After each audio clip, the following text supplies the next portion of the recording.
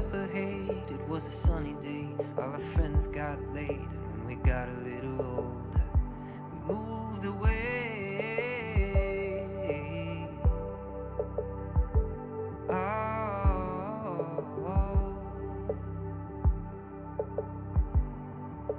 Took I-80 to New York City. It's a long damn way, but it sure is pretty. We ran out of gas near Colfax and delivered our first child 9 months after that.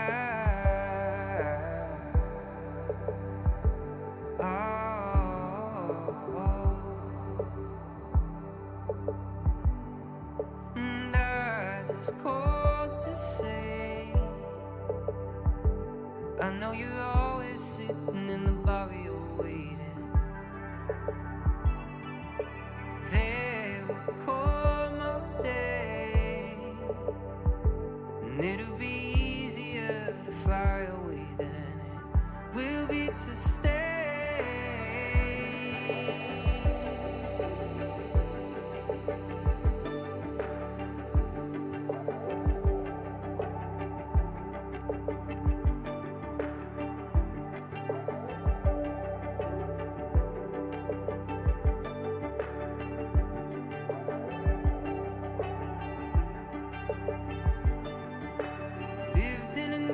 Studio till we left the city for a modest home. A Springsteen song, a whole life long, a breeze that lifts your head once before it's gone.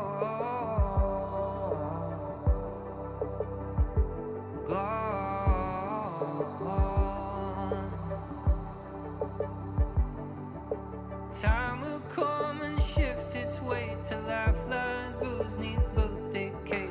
When I die, I'll see your face in a sundress on a Saturday.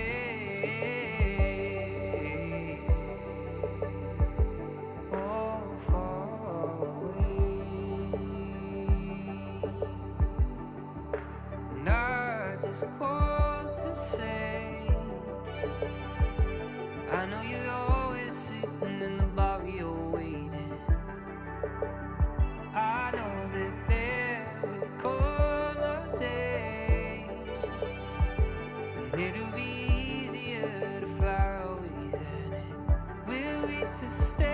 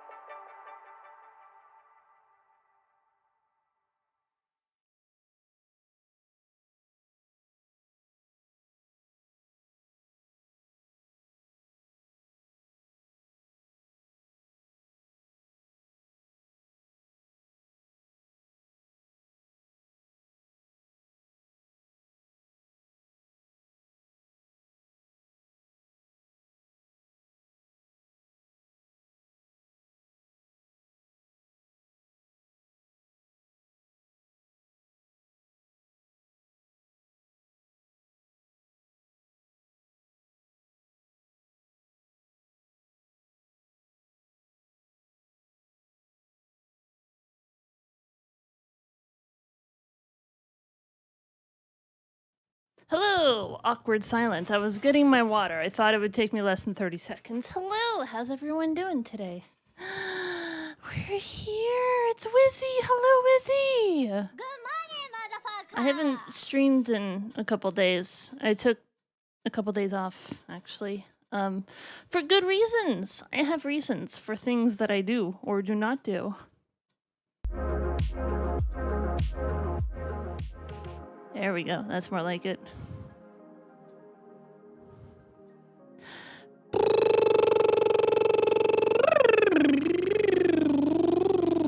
There we go. Hello. I don't know why this is here. That makes no sense to me. Are you okay? I'm doing good. I was just getting more water. Oh, you can't even see the cup sometimes. But water's always a good idea. It's like, what happened to the audio? Why is it suddenly not playing anymore? That doesn't make any sense. Wizzy, I hope you're doing good. Welcome into the stream. Good to see you. Hello. I don't know what's with my hair today. My hair is... It never makes any sense, does it? Where is my controller? There it is. Are we ready to delve back into the world of being a lawyer? A top-notch lawyer? The best defense lawyer in all of whatever country this game exists in? I see there's still a little bit of a sunset happening outside right now. You're looking good, thank you, Wizzy. I've actually been losing weight. I've been trying to cut my sugar. I stopped having cereal entirely. I'm feeling better. I mean, I feel the same, but I've lost like 5-6 pounds. It's a little bit of like a not very even slope, but it's generally going down. Generally, going down is the best kind of going down. I'm sure you can't take that out of context in any way whatsoever. Is that Pikachu clapping? That's so cute. I love that emote. It's very adorable. Well, here we go. We're finally getting back into Phoenix Wright. How long has it been since I finished the first game? It's been a while. So let's go ahead and pause and then unpause. And then we can have all this stuff back. Except it didn't actually work, did it?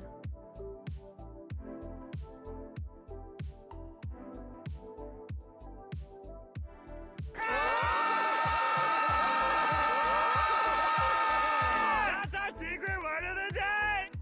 Okay, so that is working, even though it says on here that all of that is X'd out. I don't know why it shows like that. It's fine. Hey look, the secret word is relevant to the game I'm playing. Also, I have reinitiated the free follower emote, CatAvery. So if you're following me on Twitch, you can use this emote for free, as much as you want in my channel, for free. If you're subscribed to me on Twitch, you can use this in any channel, anywhere on Twitch. It's just extra bonus sub emotes. It's very nice.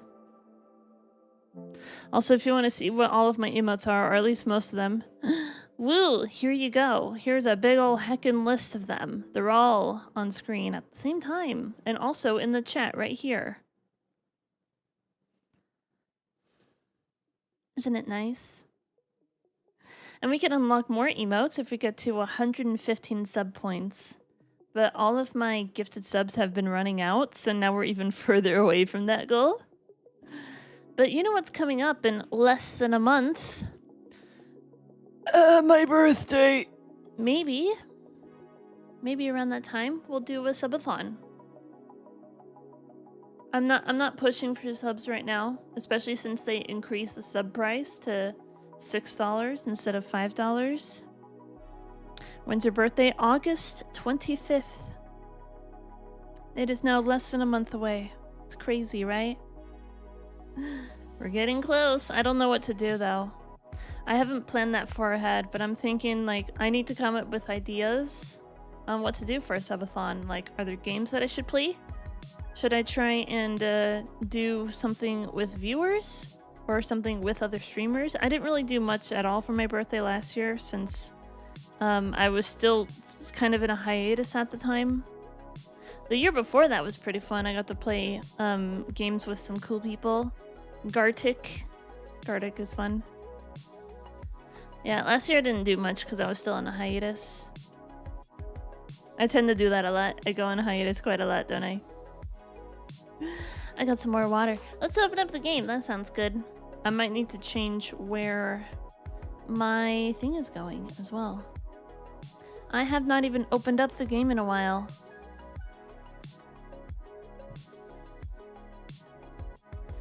Phoenix Wright, Ace Attorney.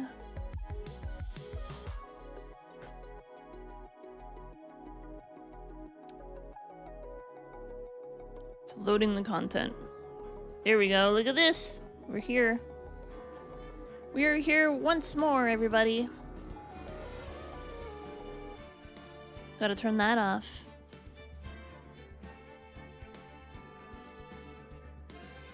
How is the volume? Is the volume sounding fine?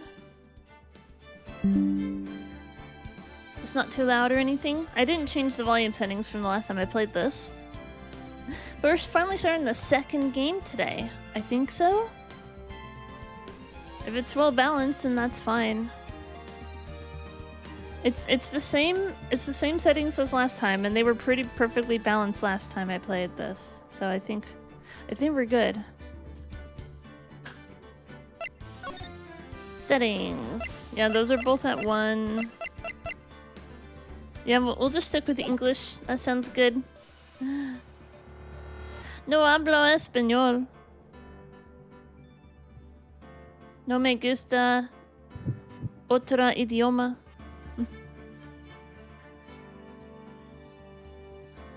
Who speaks Spanish? What am I looking for? Oh, I forgot to test this. Boom. Look, I'm a VTuber. I can be a VTuber anytime I want to. And I look very nice. I'm a very nice, good-looking VTuber. Vapor Void, hello! How you doing? How you doing, Vapor Void? Oh, I remember What I was trying to do.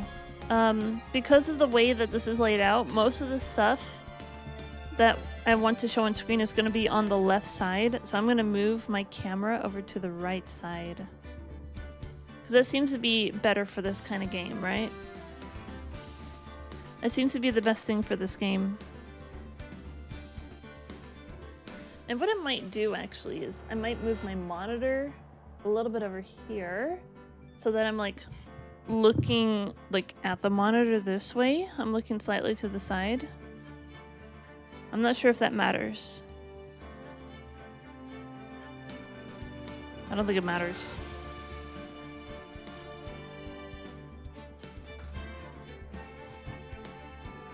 Kimosabi, hello! Hello. How you doing, Kimo? Good to see you. Should I move my text boxes somewhere else, though? Because I usually have it just right on the side of the screen. But we don't need, like, every single bubble, do we? I don't think so.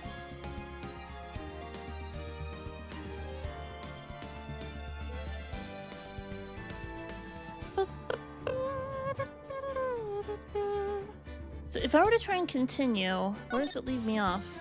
Yeah, so this is all stuff from the first game. We don't want that. We don't want that. Not at all. Wait, let me check something. Hold on. Oh no, we're fine. We're fine. Everything's fine. I'm gonna be recording stuff for the first time in a while. I didn't make any recordings for any of my randomizers that I did recently. Like, it's all still on YouTube, so the VODs in their entirety are still on YouTube. I'm just not, like, recording stuff specifically to be edited later. Except now I will, because I want to put my blind playthroughs on YouTube. So if you're watching on YouTube, hello, welcome in. At least if you're watching the live stream. I don't know how long the live streams are going to be up on YouTube. I know they're up there, like, pretty much forever, but I'll probably take them down at some point in the future. Right now I don't have any plans to do that.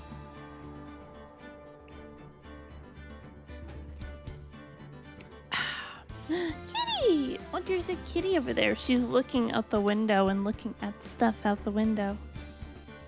Being a cute little cutie patootie. Alright, are we ready to go? Oh my god, we're back.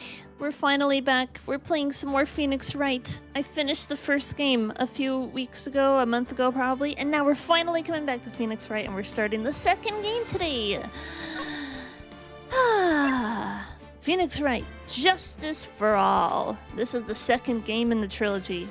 I don't know anything about it. I'm thinking maybe we're going to be introduced to a couple new characters, perhaps even a character named Apollo Justice. I know that he's another defense attorney in the series. I don't know if we meet him in this game.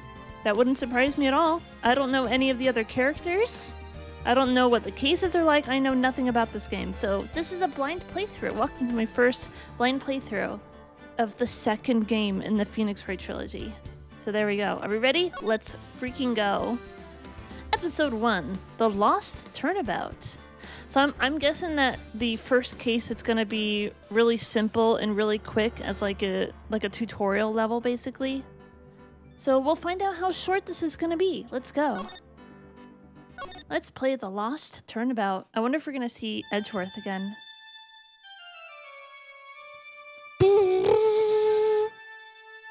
That sounds epic. Gah! How did I get into this mess? That's far enough. You can't run forever. Mr. Phoenix Wright. Oh. What? Is that the judge? What have I done wrong? I'm guessing this is a dream. I cannot allow you to go on like this. Huh? But I'm just a simple defense attorney.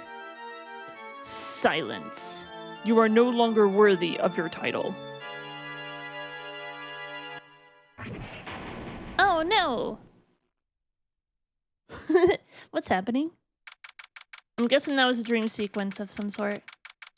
September 8th, 9:08 a.m. District Court, Defendant Lobby Number 1. It hasn't been entirely that long since I finished the first game, so I kind of have it mostly fresh in my mind. Present our lawyer badge. Oh no. Oh good, it's still on cooldown. Wait, what? Oh, yeah, the secret word. I may have changed it. Let's go. Oh, is that my cell phone now? What a nightmare. Oh, you remember those old school Nokia phones, right? That's a classic. Look at that Nokia phone. Look at that goodness. I had one of those in middle school. I didn't have my first iPhone until college.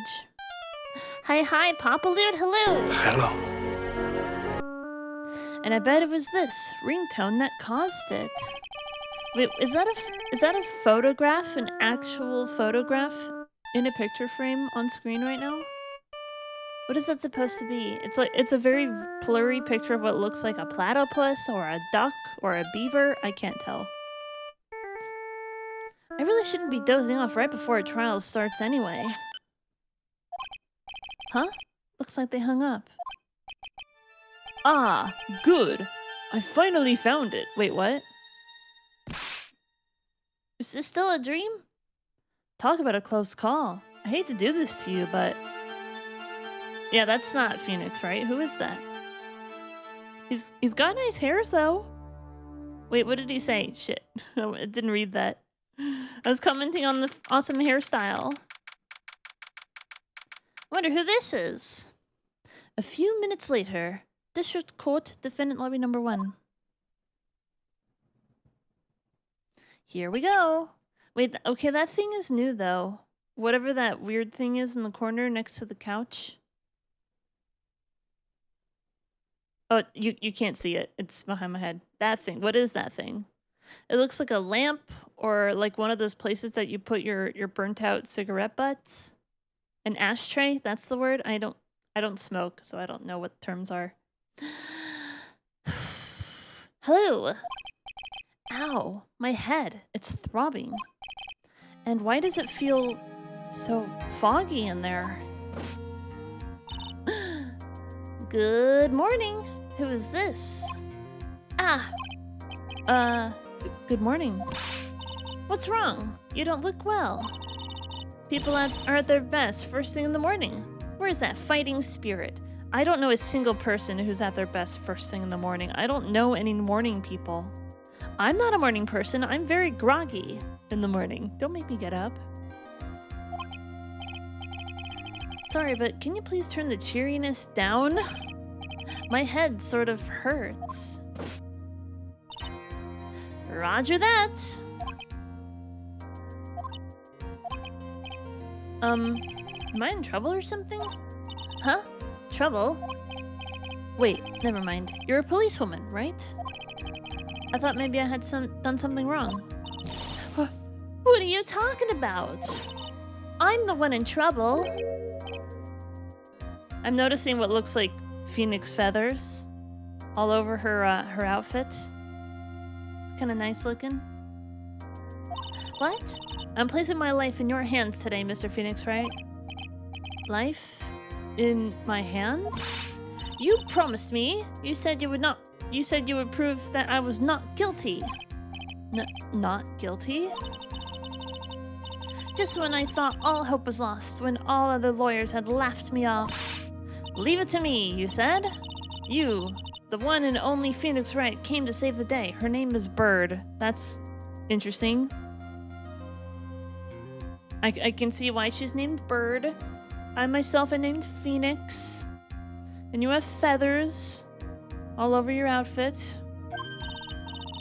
And just like that, I was moved to tears, sir. I'll never forget what you're doing for me, ever. What is this girl babbling about? Actually, I really love to watch court proceedings, and I always root for you to win. When I'm off duty, I like to come here and... What's wrong? You've been acting really strange and you keep staring at me. You're making me kind of nervous, sir. Sorry. I'm afraid to ask, but here goes. So, this might sound bad, but, who are you? What? Mr. Wright, how can you say that? How can you do this to the fragile heart of a girl about to go on trial? You're absolutely horrible. No, I mean, I didn't mean it like that.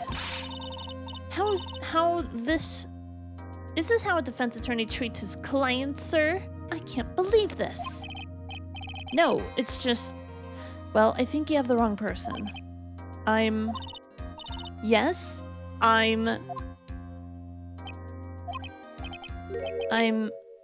am I? Why am I drawing a blank? I think bro had too much to drink last night. He can't remember his own name. I think he blacked out and accepted a case. While he was blacked out, he has no memory. The trial will begin shortly. Will the defendant and her lawyer please proceed to the courtroom immediately? Trial's about to start. I'm counting on you there, okay? I'm counting on you in there. I know how to read. I guess I must have amnesia. Let's see, what can I piece together? From the sound of things, it's probably safe to say that I'm a defense attorney. Wow, we're really starting over, aren't we? And that girl, I'd said I'd prove her not guilty. I can't believe I made such an irresponsible promise. Ah, someone, please! Tell me this is just a bad dream. Why do I get the feeling this is one dream I won't be waking up from? Wow, we have amnesia. At least he's still on time to court today, so there's that. Oh no, is this who I think it is? Oh, this is different music. This is different music than what we're used to. Court is now in session for the trial of Maggie Bird. It is him. It's the first lawyer from the very first trial we did. It's Payne. He looks like a pain in the... I said butt. I said pain in the... Okay. Tutorial prosecutor. Hell yeah. The prosecution is ready, Your Honor. What is it, Mr. Wright? Are you talking to me? Oh my god. This is so pathetic. Why does he have so much amnesia? Do you see any other defense attorneys here? I mean, Mia Fey is probably, you know, standing right next to me. You know, with her giant tracts of land. You remember her? And her tracts of land? I guess not. Now then, are you ready? Yeah, let's go. I guess I should say yes for now. Are you ready, Mr. Wright? Yes, Your Honor. Wait a sec. If her life is in my hands, I should really do the responsible thing. Actually, you see, Your Honor, my memory is kind of... The court will not hear the defense's excuses. Because the defendant is a member of the police, this case is under great scrutiny. Therefore, we must make this trial fair but swift. I believe I have told you this before. I hope you're not telling me you've forgotten. Actually, I have. With her significant assets. Mr. Payne, your opening statement, please. Yes, Your Honor. As I'm sure you're all well aware, the defendant is accused of killing her lover. I hate the term lover. Am I the only one who hates that word? It just sounds so gross. It's like, ew. It's such a gross word. What's worse, her partner was a fellow police officer. A policeman? You did what to a policeman? Let's not go in there. That's a private conversation, not suitable for the courtroom. It wasn't me. Besides, Dustin and I, we weren't lovers like that. Wait, is she new Mia? I mean, she's fully zipped up, so probably not a Mia, technically. In any case, the prosecution will prove that the guilty party is none other than the defendant. Very well. Mr. Payne, please call your first witness. Hehehe. It's been a while, Mr. Wright. Let's see what you've learned since last time. I won't show you any mercy this time, rookie. Okay, and who are you again? The prosecution calls Detective Dick Gumshoe to the stand. Yay, Gumshoe's back! We love Gumshoe. I'm sure the uniform has a zipper somewhere. Or buttons, probably. Underneath her tie, I suppose. Here we go. Don't let me down, Mr. Wright. Nowhere to hide. I'm so dead. It's Gumshoe! Payne is likely the one moral prosecutor because, being the tutorial prosecutor, he can't invent evidence, bribe witnesses, etc. Yeah, I suppose so. Since the tutorial case is too simple for that. Witness, please state your name and occupation. My name is Dick Gumshoe, sir. I'm the detective in charge of homicides down at the precinct, sir. You don't look very well, detective. Well, sir, the defendant, she works under me, so, you know. She works under you, you say. Phrasing? You work under that detective? Phrasing? Yes, sir. And while I was a trainee, he always was watching out for me, sir. He's such a wonderful guy, sir. I'll never forget what he's done for me. She was under a few people at that station. Okay, calm down, I believe you. Detective Gumshoe, please describe for us the details of this murder. Yes, sir. It happened at the park near headquarters, Expose Park. The victim was one of the local cops, Dustin Prince. I get it.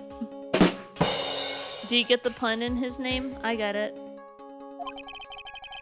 He was pushed down from the benches on the upper path, sir. The landing beat his body up bad and snapped his neck. The The details are listed in the report that was distributed yesterday. Ah, yes. This autopsy report, correct? Why do I not remember getting a copy? Is that kind of over-friendliness you got there? Ha! Object, cat. The landing snapped his neck. Why is the roadway not trial here? Not on trial? Wait, what? I see everything is in order here. Even the estimated time of death is unusually well documented. Yeah, that is very suspicious, isn't it? He does a thing with his eyes that I can't repeat. My eye is itchy. I don't want to mess up my makeup, but I'm trying to get rid of this itch. The victim's watch stopped from the impact of the landing, sir. The results of the autopsy confirm the time of death. If I may, Your Honor, the prosecution would like to submit this photograph. I don't know why I gave him a British accent just now. Very well, the court accepts it into evidence. The victim fell from the walking path above. Crime photo 1. Interesting. Look at this graph! Now then, I recall yesterday's preliminary hearing. A very important piece of evidence was brought to our attention. Yes, Your Honor? Yes, sir? Yes, I guess? Mr. Wright, is your head on right today? There was a very crucial piece of evidence found under the victim's body. Was there? Have you lost your mind? Well, actually... he probably has lost his mind, actually. No, I tried to tell you I'm not well, Judge. Exactly. Give me a second. What? How can you talk like that in such an amateur? I thought you were a pro, sir. Alright, sir. I'll help you through this. At a time like this, maybe you ought to take a glance at the court record. Court record? Yep. Info about evidence and people involved with this case is all listed there, sir. You can look at the court record by pressing blah. Blah, huh? You really know what you're talking about, don't you? It's too bad I'm a cop, right? Just think I could totally be a legal aid instead. Mr. Wright? Yes, Your Honor? Court is in session. Save your chit-chat for later. Sorry, Your Honor. Well, I guess I'd better check the court record and see what I can find. What was it again? We gotta present our thing. Oh, I don't have the 3D abilities anymore. Maggie Bird, age 22, my client. The only thing I can recall is that she's a policewoman. This is so sad. Our attorney badge, how I missed you. Dustin Prince. Wait, hold on. 8-year age difference? My goodness. How long have they been together? Hopefully less than 4 years. The victim and a policeman. It seems that he was dating the defendant, Maggie Bird. Winston Payne.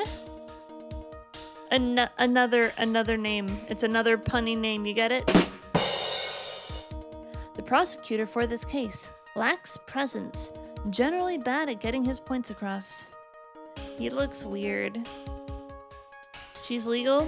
That's better than our last assistant. Our last assistant was technically a 16-year-old girl, and our assistant for the previous 3 trials was a 17-year-old girl. I don't think she's my assistant. She's just my client. A big difference. Dick Gumshoe, age 31, detective at the local precinct, in charge of the initial investigation. Let's look at our evidence again. It's my all-important badge. It shows that I am a defense attorney. We must present our badge. Yeah, we were moving in the wrong direction there. We were, but now we are. Like, if I'm going to have a partner, either a partner in law or a partner in romance, they need to be, you know, my age, roughly. Give or take, like 2, 3, 5 years. Okay. It's my all-important badge. It shows I already read that. Cell phone! I found this in my pocket, but I don't remember what it means or how it got there. Is that your cell phone, good sir? I could have been a legal assistant foreshadowing here. Oh, is she gonna be our new assistant? I hope not. Well, I don't know her. I can't say that I hope not yet. Dustin's autopsy report. Time of death 9/6 at 6:28 p.m. Why so specific? Cause broken neck. Body was also covered in bruises. Okay, but where did the bruises come from? Was he already beat up or something before? Glasses found under the victim's body. Pieces of nearsighted lenses were found nearby.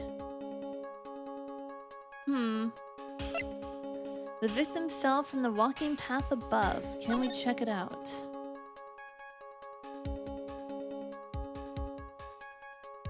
So why is his finger like pressed down like this? That's kind of random.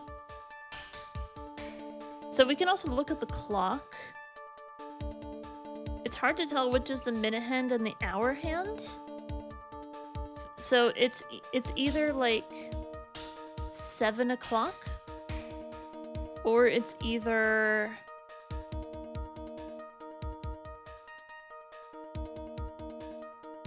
or it's like 7:35. It's either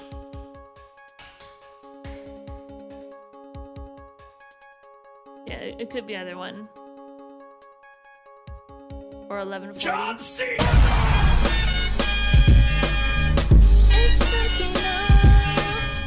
That's not gonna get annoying. So I'm looking at the clock. It's hard to tell which is the hour hand. If I had to say the hour hand was the one lower down, then that would mean it's 7 o'clock. Probably 7 p.m. because it looks like it's nighttime. The other possibility is that the hour hand is up above, and that would make it 12:35. So it's either 7 o'clock or 12:35. It's one of those two times on the clock in our scene here. There's also what looks to be 4 witnesses. So are we going to look at one of the witnesses? Are they all bald, by the way? None of them have any hair. That's a little strange, isn't it?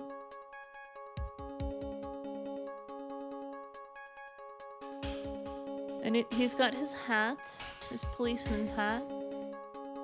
He has some sort of bracelet on his left wrist. And it's kind of hard to tell what's on the ground right in front of him. I don't know if it's like... That's kind of messed up, isn't it? Anyway, we're done examining that. Let's keep going. Also, I'm gonna be saving. Oh, wow. Okay. I guess we're starting over. Oh, look! Instead of a purple number, it's a red number. That means it's a new game. Here we go. What was it again? Alright, Mr. Wright. Let's see if your notes are in order. What was the piece of evidence found underneath the victim's body? Glasses. That's simple, Your Honor. A broken pair of glasses.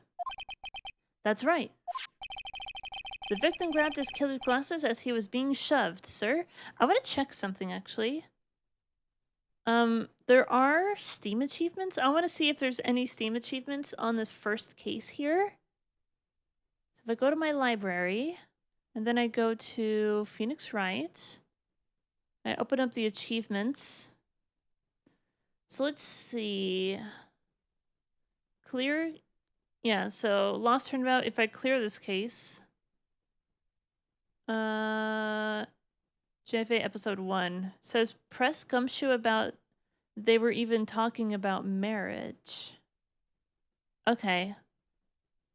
So I'm guessing that's something that comes a little bit later. Oh no, I spoiled myself a little bit, but that looks like the only achievement I can get. JFA. Luckily, it tells me like which ones are JFA and which ones are not JFA. But it looks like there's really only one that I can do on this mission here. All right. So I'm gonna do some stuff. I'm gonna do some stuff.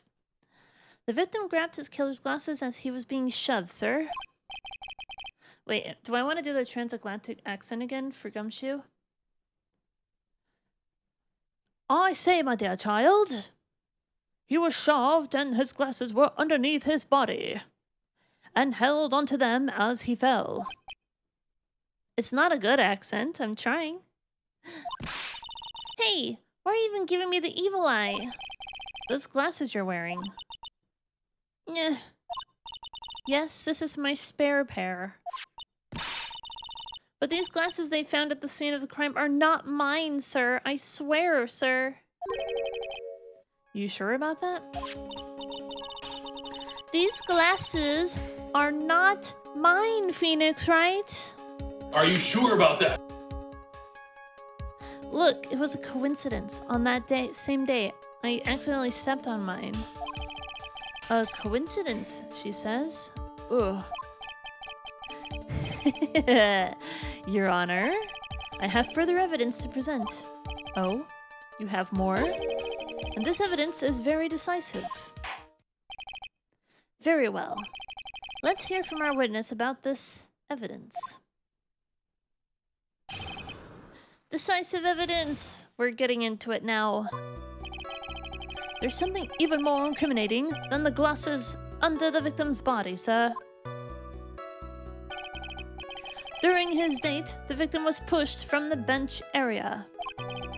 But he managed to write the culprit's name on the ground where he landed. Maggie. Wait, so he landed in sand? Is this a sand path? Maggie. Is he left-handed? I don't like saying it, but it was clear the defendant's name, Maggie, sir. But that's not how her name is spelled, though, right? Her name isn't spelled that way. Maggie. So clearly he didn't write it, because I think he would know how to spell his own girlfriend's name, right? With this piece of evidence and the glasses, it's hard not to say she's the culprit.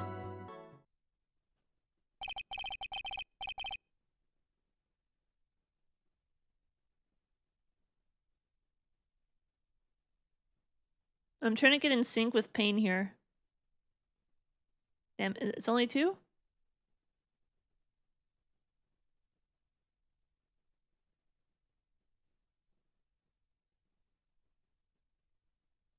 We did it! I was in sync with him. I was trying to count how many seconds in between the 2 paths.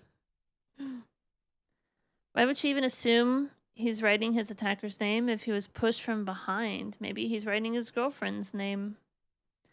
But as I said, that's not how his girlfriend's name is spelled. And I think he would know how to spell his girlfriend's name. So that's a little suspicious, isn't it?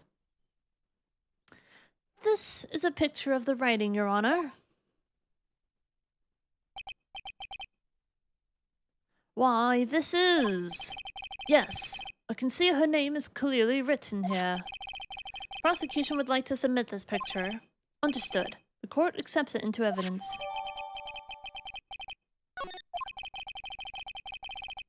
As if the glasses alone didn't make you look suspicious.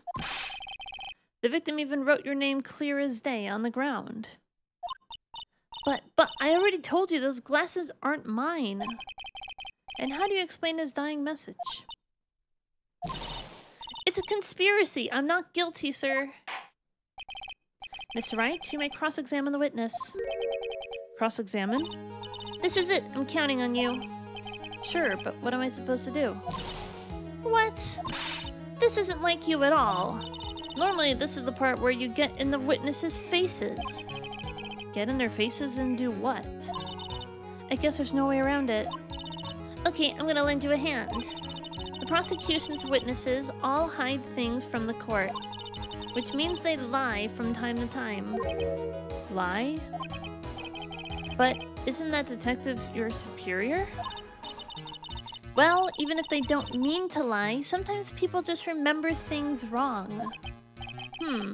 Like that detective. He does look sort of like a scatterbrain. Oh, is that happening again? That's fine. Normally, this is the part where a couple things get in my face. Actually, you know, for encouragement. What are we talking about getting in the faces? Who's in someone's face? Am I in your face? Who's in everyone's faces? I know how to get in people's faces. Well, I guess I can't really. It's my shirt. I had to try really hard. Like, ugh. You may not believe this, but I'm not really all that busty. Which is why I don't try very hard, okay? Like that detective. He does sort of look like a scatterbrain. It doesn't matter. Either way, it's bad for us, sir. That's why, when you question the witnesses, you have to find and expose their lies. Normally, this is the part where a couple things get in my face, you know, for encouragement. I think you're pretty successful, Cat. Wait, what? Mr. Wright, your cross-examination, please. Yes, Your Honor. Talk about trial by fire. Here goes nothing. As long as I can expose the lies, we should be all right. Decisive evidence.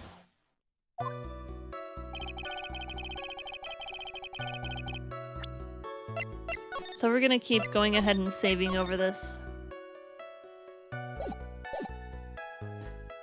So should we start pressing everything?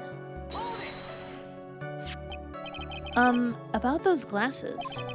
Do you have any proof that those belong to my client? The lenses are for nearsightedness and are almost always the same strength as hers. Even the frames look kinda like the one she's wearing in her ID, pal. What should I do now? We'll continue pressing. Hold it! Almost and kinda are not good enough in a case like this.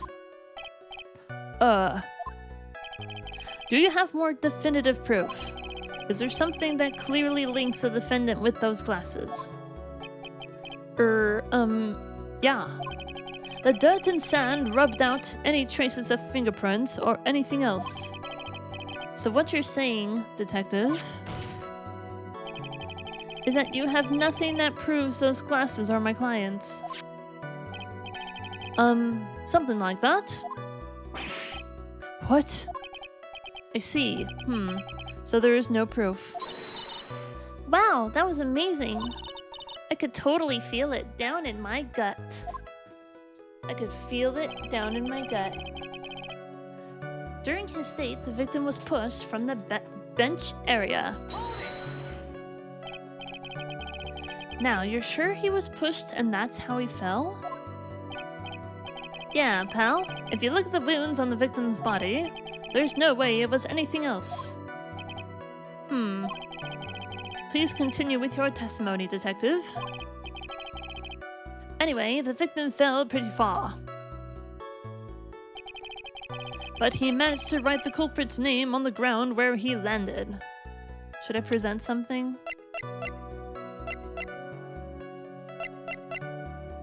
Wait, did I actually read this?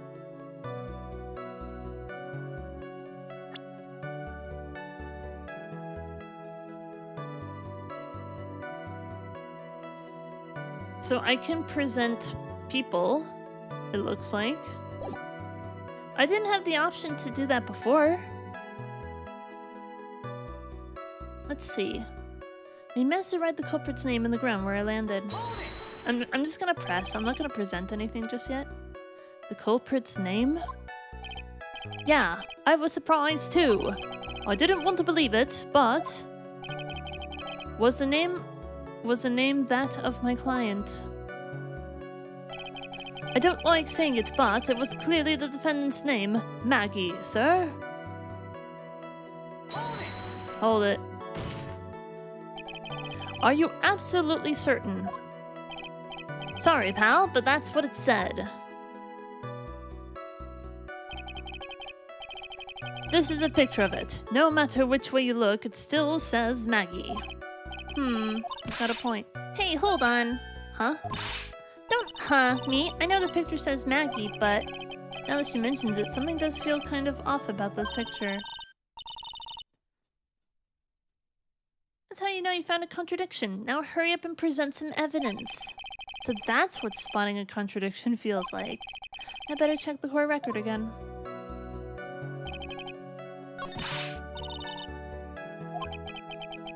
I'm glad you're all pumped up, but I really want to see your special moves, sir. My what? You always look so cool when you present evidence. Present evidence? Oh, that present evidence. Actually, I was just thinking about that. Yes, the Great Phoenix Fright is back. Oh, that's right. Huh? I heard that lately you can present not only evidence, but people's profiles as well. See, that's the new thing. I couldn't do that in the first game. I could only present evidence before. It sure makes things a bit more complicated, so be careful, sir. People's profiles, huh? Alright, let's give this another try.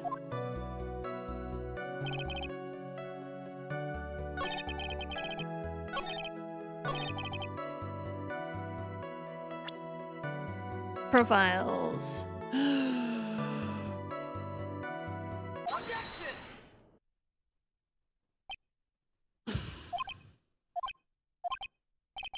What is it? What's come over me? Without thinking, I just blurted out, "Objection!" And I yelled it at the top of my lungs, finger outstretched, ready to take on my opponent.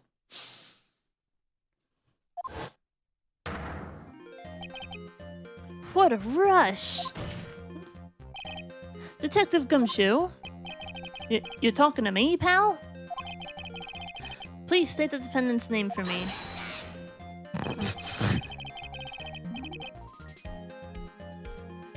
Is that what pain sounds like?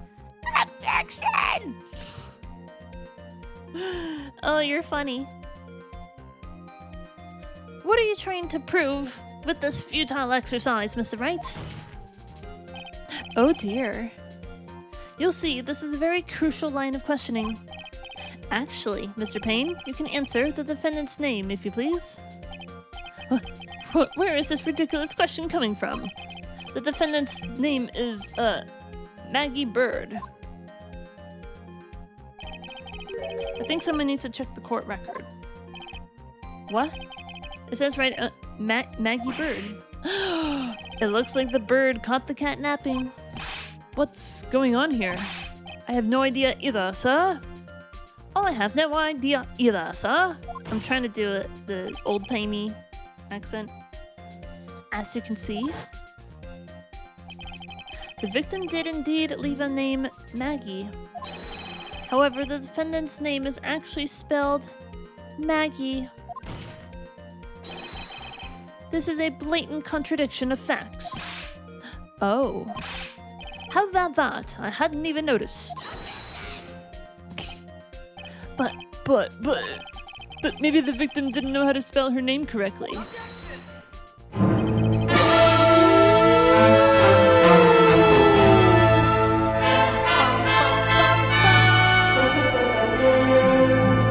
Not gonna lie, that was perfect timing for that sound effect. I might actually change my rate alert now. Maybe a little bit quieter there. Chief Kate, hello! Hi, how are you? That was perfect timing, I gotta say. Very surprising news. Chief Kate, thank you so much for the raid. How was your stream? I hope it was good. Do I have any mods here? I'm not sure. Can we get a shout out for Chief Kate? What were you doing? Are you doing more Skyrim or doing something else along those lines? We're finally back to Phoenix Fright. We're doing the second game starting today. This is our first case in the second game. Boom. Hi, hello. Hi there. How you doing? I don't know if I have mods here. Let me do it. Cheap Kate. So you're playing The Witcher. That's right, you are playing The Witcher. How is it going? Are you doing lots of witchy things? We're finally back in the defense bench. Because we're playing Phoenix Wright again. We're doing it. Stream was good, made some progress, almost got married to Triss. Still playing the first Witcher game. I've never played a Witcher game, so I don't know who Triss is. But we are back to being the greatest defense attorney the world has ever seen. That's where we're at now. Let's see. May I remind you that it was who you said. The defendant is accused of killing her lover. I hate that word. I don't want to say it. Don't make me say it. Please tell me I'm not the only one who hates the word lover. It just sounds so gross. If they were truly lovers, it would be impossible for him to have not known her name. No! That's what I was saying 20 minutes ago. This is very true. Mr. Payne? Yes, Your Honor? Are you absolutely certain that the defendant and the victim, Dustin Prince, were in fact lovers? Yes, I'm quite certain, Your Honor.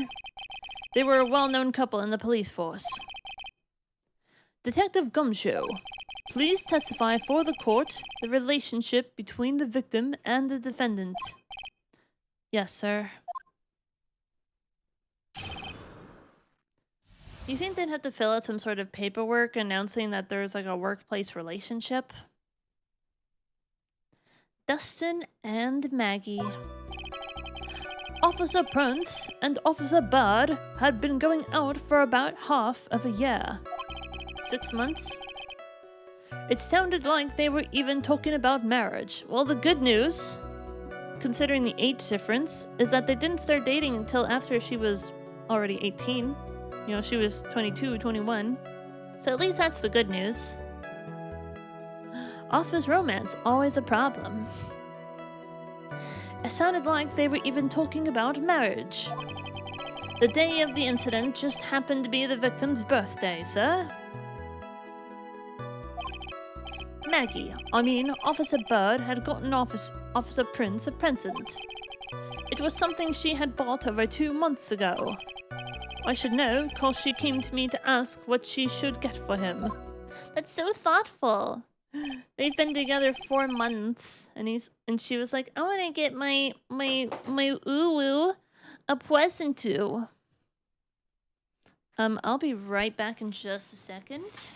Let me do something real quick.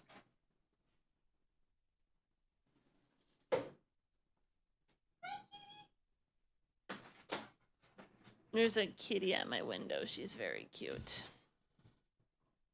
Anyway, welcome back. Oh, those two sound like they were close. Nevertheless, tragedy struck. Yes, I see. You may cross-examine the witness, Mr. Wright. Should I just press everything?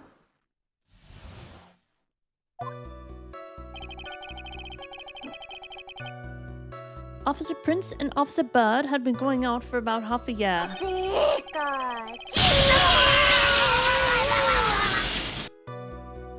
No one ever uses that one. That's Anki. How do you know about this? Every year in March, we have a training camp for us cops.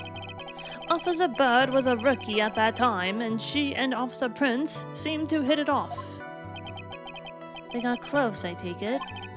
Actually, I was supposed to go too, but I couldn't pay the deposit for the trip, so I didn't. If only I had gone on that trip. What is it? Oh, nothing, sir. Really? Anyway. Does he have a crush? Uh-oh. Free Pikachu? Let me tell you this, Papalude.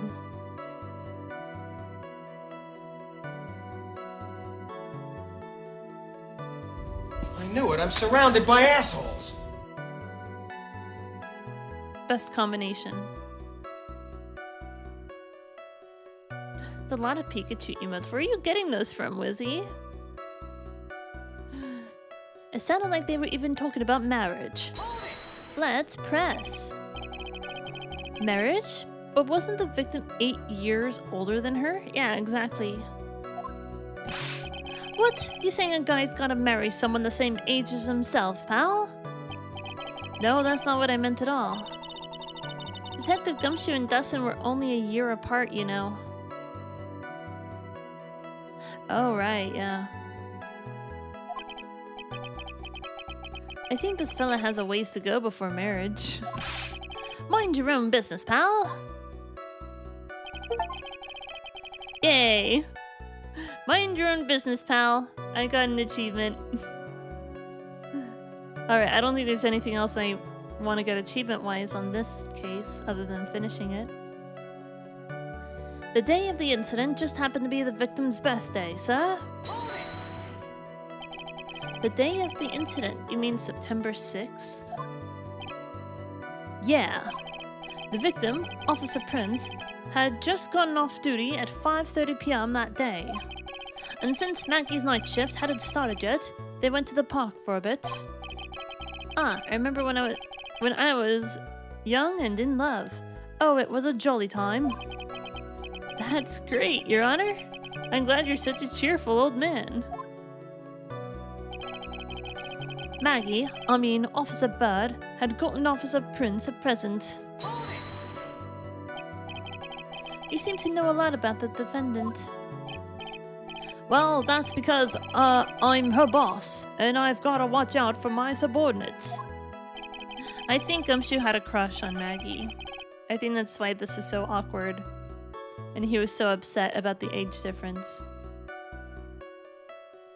But even what she was going to give a present, isn't that going a bit too far? Hey, pal, watch what you say. I know everything that happens under me.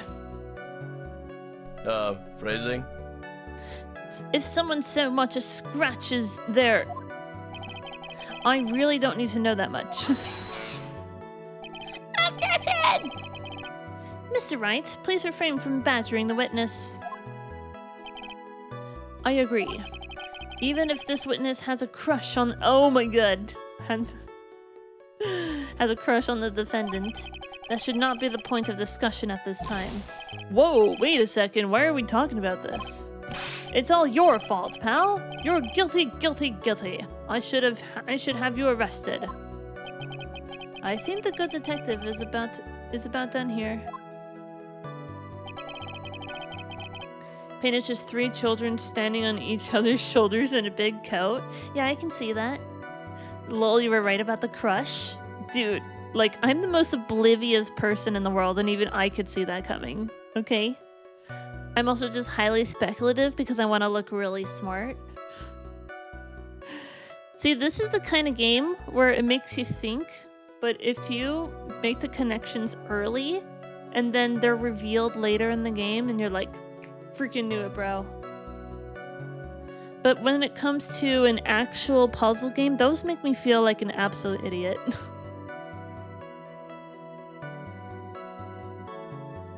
I guess I was right about the crush, though. It was something she had bought over 2 months ago. Over 2 months ago? Yup, she's a very considerate woman, pal. So, what was this birthday present? She got him a glove. A single glove? Why would she only give him one? It's a golfing glove, I guess. Actually, Your Honor, the glove in question is a baseball glove. Oh, close enough. It's a sport. Oh, I see. A baseball glove. Officer Prince was a huge baseball fan. A baseball glove. Just now, I believe you said that the present was something she had bought over 2 months ago. Yeah? Are you saying she bought the glove at a store that far in advance? Nah, nothing like that, pal. Then, what is it like? She ordered it. It was custom made. Custom made? The glove was custom made? Yep, that's what I said. So the glove was custom made. Your Honor, I really don't see how this glove is related to this case. Yes, it would seem that there is a little relevance. What do you think, Mr. Wright? Do you think this glove is really relevant to the case? Okay, this is my question. Is the victim right-handed or left-handed? Because supposedly wrote the name with the right hand. I don't believe the victim wrote the culprit's name. I don't believe that for a second. But I did notice on the left wrist that there was a bracelet of some sort. What does it say on the bracelet? And is there an indication that they are they're left-handed instead? Of course it's relevant. I don't know where this will lead me, but of course it is relevant. That glove is the key to this whole case. Yes, bluffing to the max. Now this is the Mr. Wright I know. I'm so happy you're back, sir. I was wondering how long it'd take. This is great. Pressing people. It feels like I've done this before. As if I used to do this to squeeze information from even the most light-lipped people. Tight-lipped people. I know how to read. Very well. If you are that convinced, then let's hear some more about this matter. Actually, I brought the glove with me today. And why didn't you say so earlier? Hurry and show the glove to the court. Well, I didn't think it had anything to do with this case. It looks like a set of bananas. I'm really hungry now. But that's definitely a right-handed glove. And so I played softball when I was a little kid. And I'm right-handed. And I had a baseball or softball glove that goes on my left hand because I throw with my right hand. So with the glove for a right-handed, it's a glove, a baseball glove that goes on the right hand. So they throw with their left hand, which means to me that the victim was left-handed. And it looks like bananas as well, which is very interesting. Maybe the victim loves bananas. The music stopped. I love when the music stops. It's my favorite. By the way, guys, I'm pretty sure I had a stroke earlier, but I'm relearning fast. Wait, what? Are we talking about Phoenix? He didn't have a stroke. He just blacked out. Anyway, this is it, sir. It's rather yellow, isn't it? It was custom made. Officer Prince really liked the color yellow. And that's why you had to special order it. Yep, that's right. That and one other reason. The reason being that they're left-handed? I think this court has heard enough.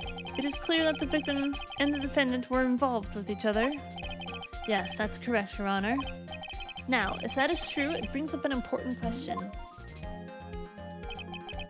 Wasn't name Maggie really written by the victim? Nope, I don't think so. I see your point, Your Honor. Detective Gumshoe, please tell the court a little more about the name on the ground.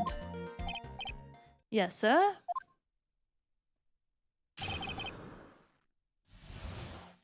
The writing's on the ground. That's a good song. We first looked into the handwriting. Unfortunately, we couldn't confirm that it was the victim's handwriting. Next, we checked the victim's pointer finger. We found that there was sand trapped under the victim's fingernail.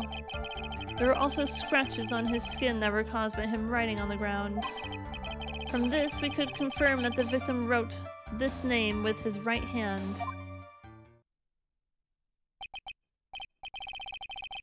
Are you sure about that?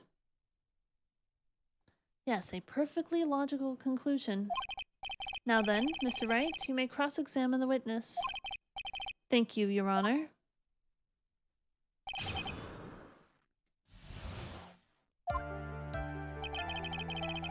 We first looked into handwriting. Hold on. I gotta keep doing this. Part 1-1 trial. Interesting.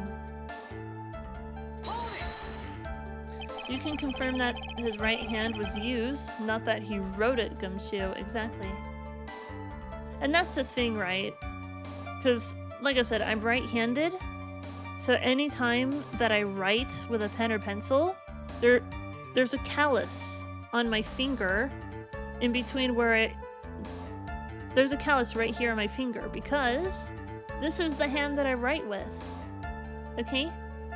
So if we looked at the victim's left hand, we might see calluses on the left hand from where they write. Save strats. Dude, I got this. This is easy. But can you really determine handwriting based on a sample written in sand? Heh, this is why amateurs are amateurs. We're not a bunch of simpletons, pal. Scientific investigation in this country is actually pretty good. I believe it's time to get back to the real point. Agreed, Your Honor. So, what was the result of the investigation?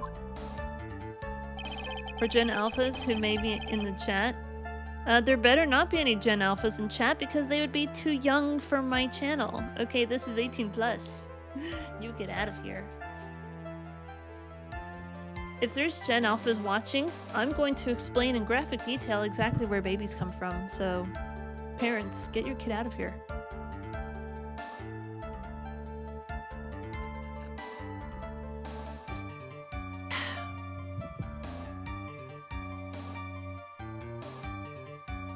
Writing is what boomers used to do before iPads. Exactly. What year does Gen Alpha start? I'm not sure. I mean, I'm a millennial. I was born in 1991.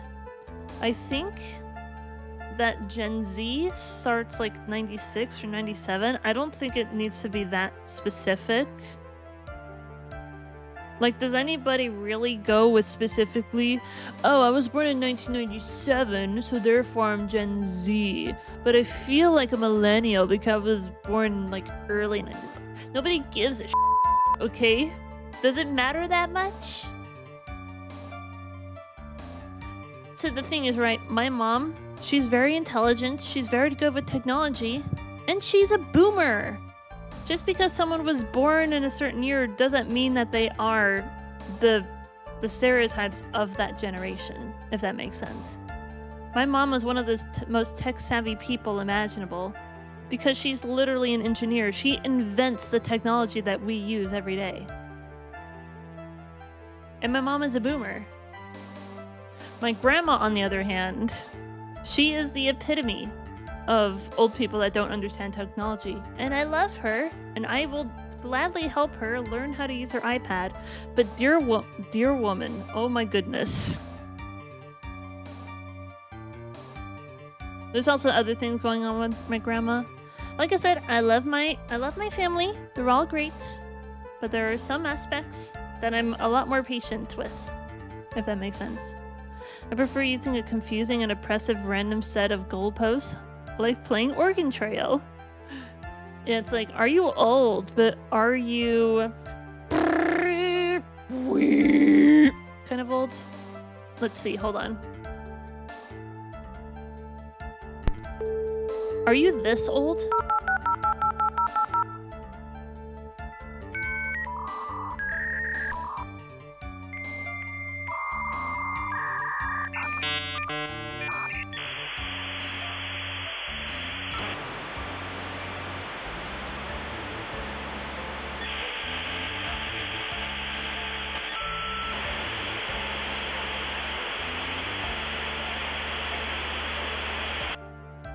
That goes way longer than I thought. But yes, I am that old. I remember dial-up. I was a child in the 90s, okay? Ah, the sounds of 90s internet. Are you all being transported back to your childhood or teenage years? The sound is way longer than I thought. Lol, my dad is a boomer and he has played more video games than I have. I think he's playing Returnal right now, though we may have finished it. My favorite is old people who play video games. Like, I don't really watch Tactical Grandma because I don't watch first-person shooters in the first place. But it's just my favorite thing when old people like are really good at video games and like successful streamers. Because that's the thing, right? Video games are not a generational thing. Video games are for everyone. You can be anyone you want. and you can play games. You can play any kind of games. It doesn't matter what games you enjoy, you can still be a gamer. But there we go. I had some issues right at the end there. It's definitely a guilty pleasure watching grandpa-aged former soldiers play Call of Duty and dominate. And that's the thing, right? You take like really old people who have been in a literal war.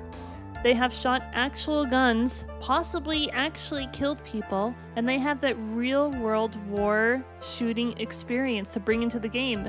And they slaughter in the game, and it's great. And I love when old people are really good at video games. It's my favorite thing.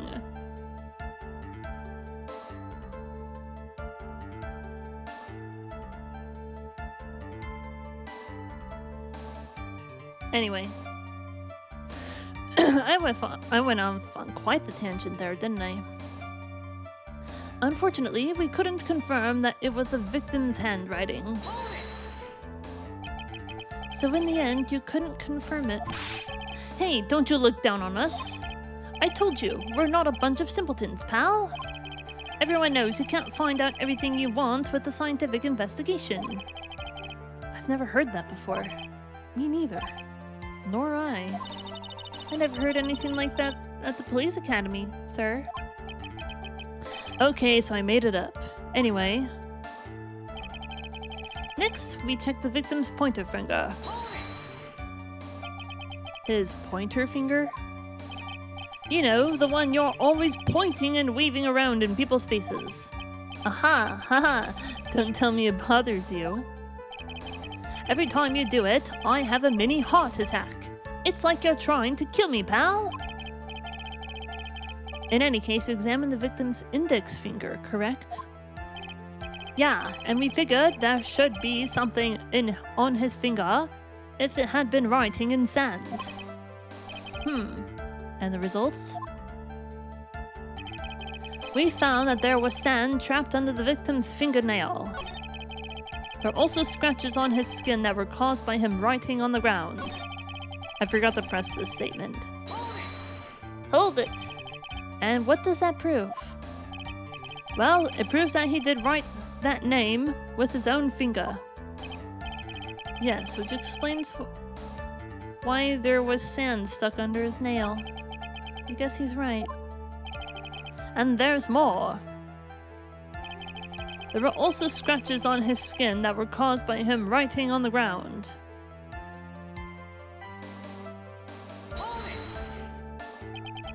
Scratches on his skin? Yup, you can't see them with your naked eye, but they're there. That is incredible. Sure is. That's the power of scientific investigation. You know what I think? Those scratches on his skin were someone's fingernails digging into his skin as they were picking up his arm to write something in the sand using his arm. That's what I think. Also, was he wearing sleeves? Hold on.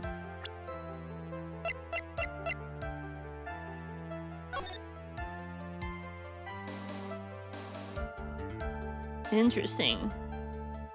Okay. So he's wearing short sleeves. I should have noted that. I'm still looking at the clock, though. When was this picture taken? Also, shouldn't there be blood? Why is there no blood? That seems a little strange, too. It does look like it's 7 o'clock on that clock, though. Like I said, it's either 7 p.m. on the clock or it's like 12:35. It could be either one of those.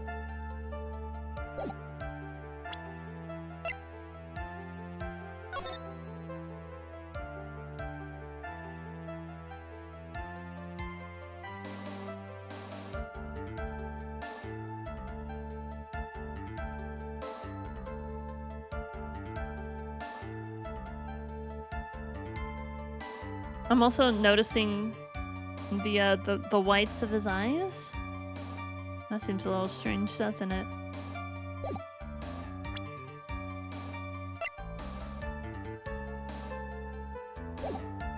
That's the power of scientific investigation. They're so small that we had to use a magnifying glass, like a really strong one. It's got that really scientific sounding name. You mean a microscope? Yeah, that's it.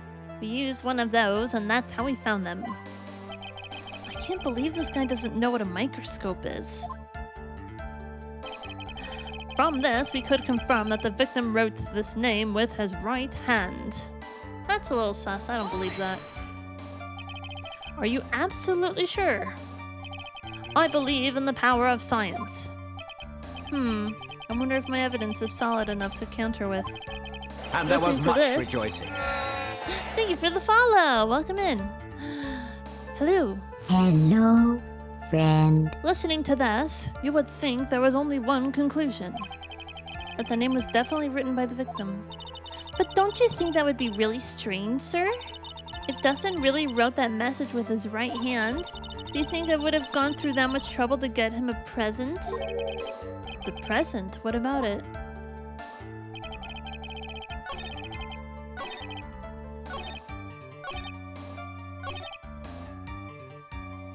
We're gonna present something!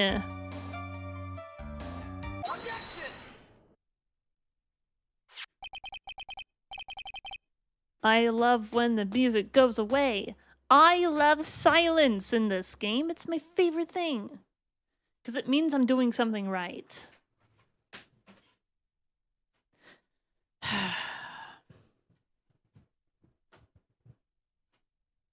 He's left-handed though. Show him the glove.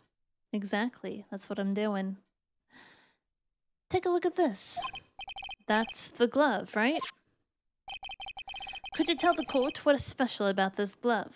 It looks like bananas. What's special? Never really thought about it, but, it's really yellow, and that's about it. Yes, it's really yellow, but that is only one of its qualities. Huh? There's another reason why it's special. And what would that be? It's very simple. It looks so much like bananas. This glove is made for a left-handed person. Left-handed? Why, you're absolutely right. This glove is made to be worn on the right hand. That is why it had to be custom made. I've never seen a bright yellow left-hander's glove for sale, have you? Well, no. So, detective, which hand did the victim use to write the name with again? That's easy. Look, it's obvious from this picture that it was his... Wait a sec. Don't forget that the victim was left-handed. Ah. Objection! Yeah. Object. Overruled. Mr. Wright, I would like to know what your line of reasoning proves. There is only one conclusion that can be drawn. A left-handed person could not have written a message with his right hand. Therefore, the person who wrote the name Maggie could not have been the victim. Order, order. When you think about it that way, then yes. It is not possible that this name was written by the victim himself. Then that means Maggie is... No, it's not possible, Mr. Payne. Yes, Your Honor. The evidence the prosecution has presented has failed to prove the defendant's guilt.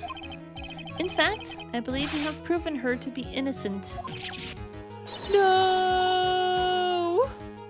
Alright, you did it, Mr. Wright. Whew, I feel like I can breathe again. It seems that we have reached the conclusion. You did a fine job once again, Mr. Wright. Me, Your Honor? Ah, well, thank you, sir. See, you got complimented by the judge again. You're really good. And that's why you can't give up being a lawyer, sir. Are you joking? I'm more than ready to retire. Wait, what? I will now announce my verdict. This court finds the defendant, Maggie Bird. Yeah, of course it's not finished yet.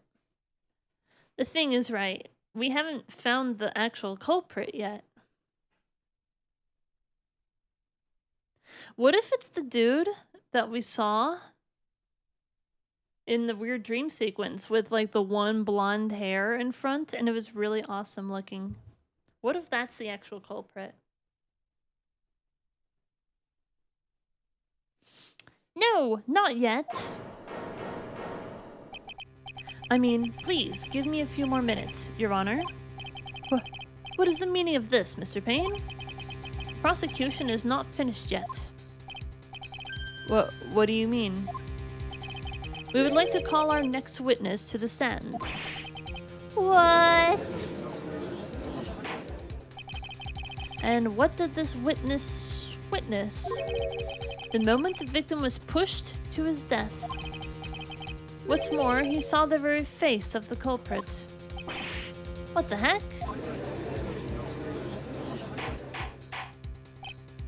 Order! Order in the court. I believe a recess is in order. Afterward, we will hear from this new witness. I had a feeling that was a bit too easy. Any more information? I'll have to see what I can find out during this recess. I can't let my guard down. It's only going to get tougher from here. Court is adjourned for recess. To be continued. Well, this has already lasted longer than the first case from the first game.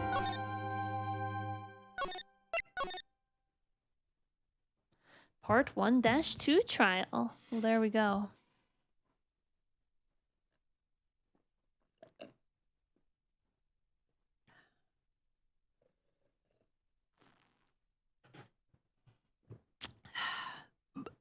Well, there we go. I think that's actually a good place to go ahead and take a little break. So I'm going to go ahead and cut this recording, and I will be right back in just a couple of minutes. Thanks for watching so far, everybody.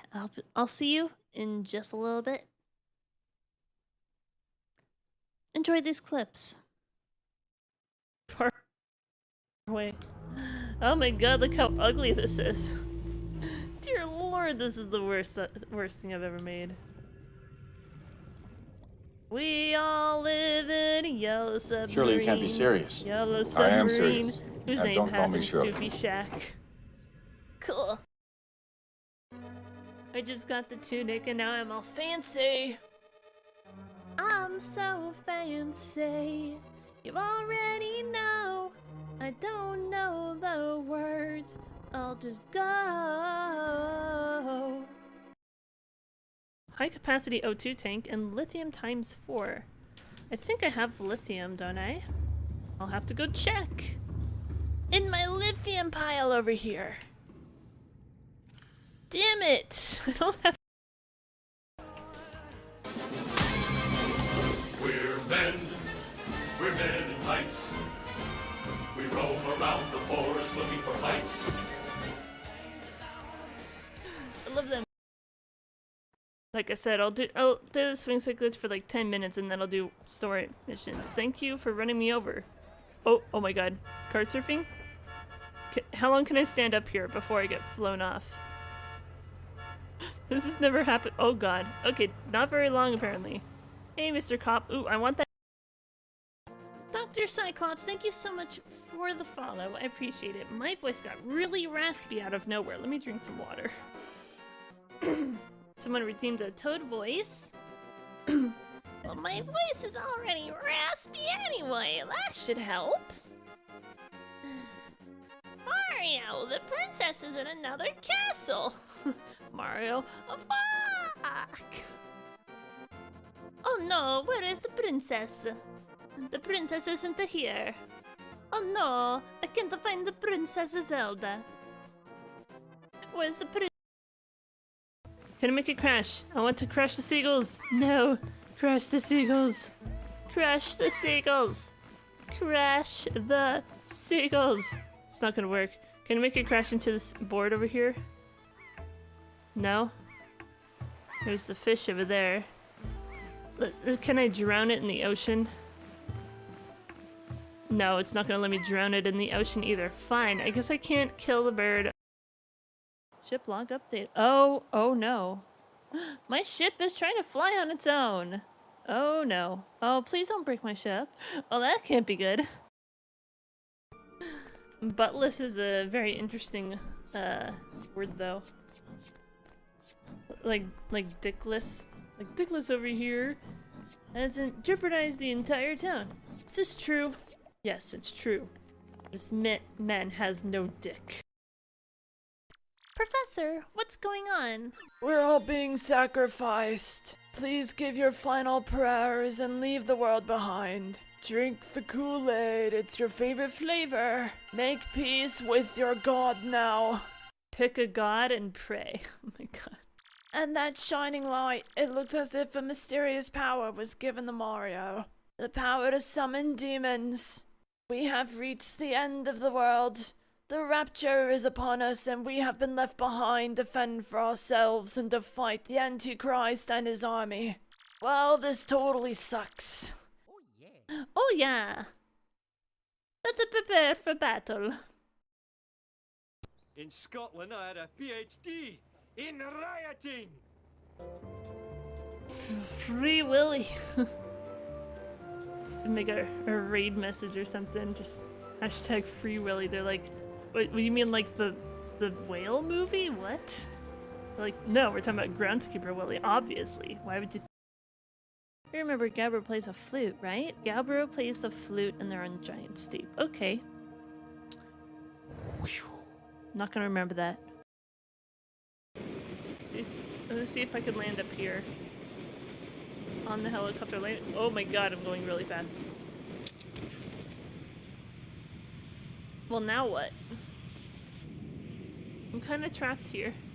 Unless someone lands a helicopter up here and I can just steal that, I'm kind of trapped up here. Or, you know what? I can just leave Franklin to his things. Let's just switch to a different character. Franklin, you'll figure it out. You can get off the roof in some way. Okay? It's up to you. No! It sank! Oh, the poor Thestral. It sank into the poison. Oh no. Do it again. I'm so sorry. It's like Mario when he sacrifices Yoshi into the endless pit. Except it's Harry and Thestrals now. Or maybe we... Okay, so there's 4 clocks. Maybe we need to do 2511. 2511. Let's try that.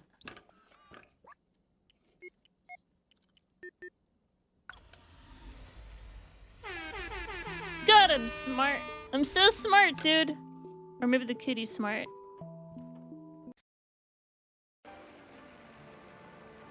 The moon is falling onto the land of Termina to kill everybody. Until a small boy in green played a song that summoned 4 giants who have skipped leg day to catch the moon and save the entire world.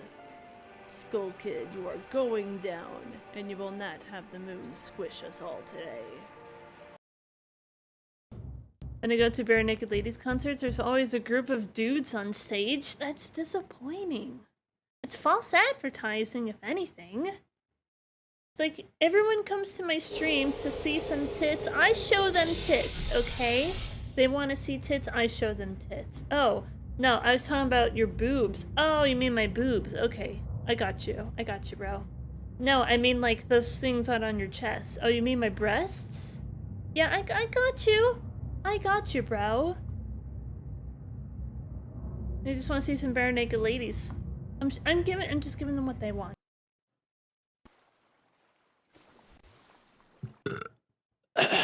Did you hear that? Was that a burp? Did you hear the burp? That was a pretty good burp. I hope you heard that. It was pretty good. Hello, welcome back, everybody. Hello! Let's see if we can finish this trial for day 1. 3 out of 1? Wait, what? Digital Smith, hello. 3 out of 10? It wasn't very good, was it? Not really. Let's keep going, shall we? Let's do a little more.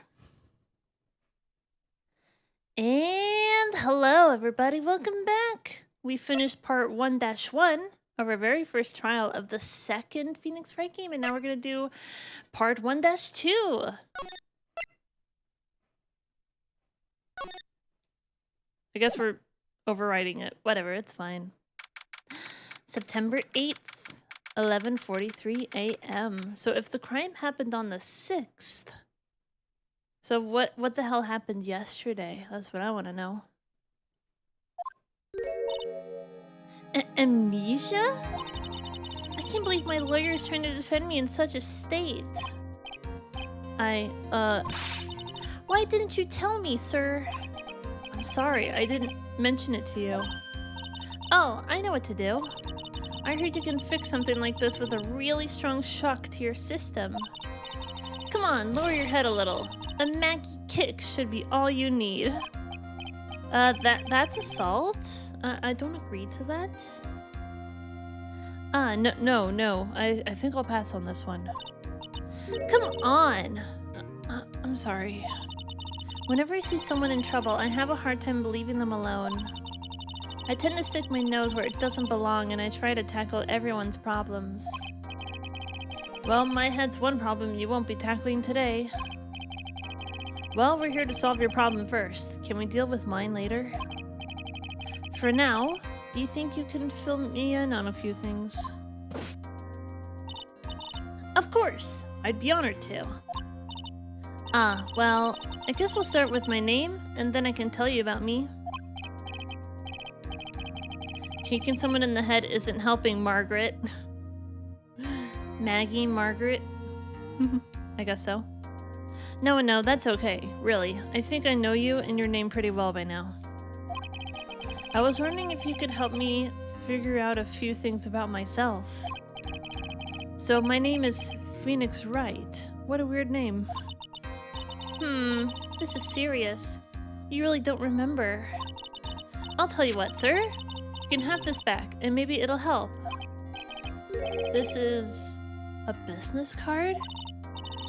I got this from you. It's my most prized possession. You can borrow it for now, but please give it back, okay?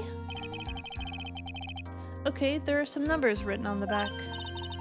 Oh, that's your cell phone number. Phoenix's business card. It's my business card. I hand wrote my cell phone number on the back. Is she trying... Whatever. I guess for now we should stop talking about me and start talking about this case. This case? Yep. Can you think of anything that would be helpful for me to know? What can I tell you? I can't think of anything other than the incident with that cell phone, but... Cell phone? Yeah, your eyes lit up when we talked about it at the detention center, I sir. am 24.601. 400 and something. It's numbers. Her BF is dead, Cat. Time to move on. We're talking about the detention center. Hurry up then and tell me. This might be very important. Okay, Roger.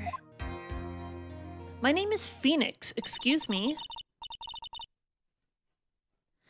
It was on the day of the crime, just before 6 p.m. I picked up a lost cell phone while on a walk with Dustin. The Blue Badger! It's coming back. The Blue Badger has returned.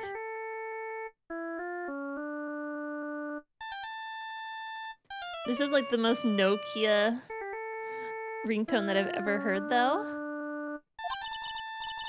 All of a sudden, the phone began to ring. Beep. Hello? Oh, thank you. I've been searching for my phone. Is this yours? Oh, I'm glad you called. We can meet up and I can give this back. I'll be right there. I'm sorry, I didn't catch your name. You can call me Maggie.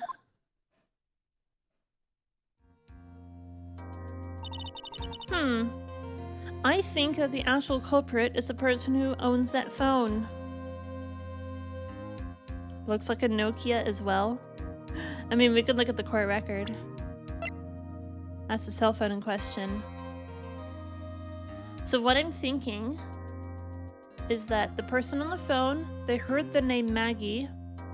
didn't know how it was spelled, and they tried to pin this murder on Maggie somehow.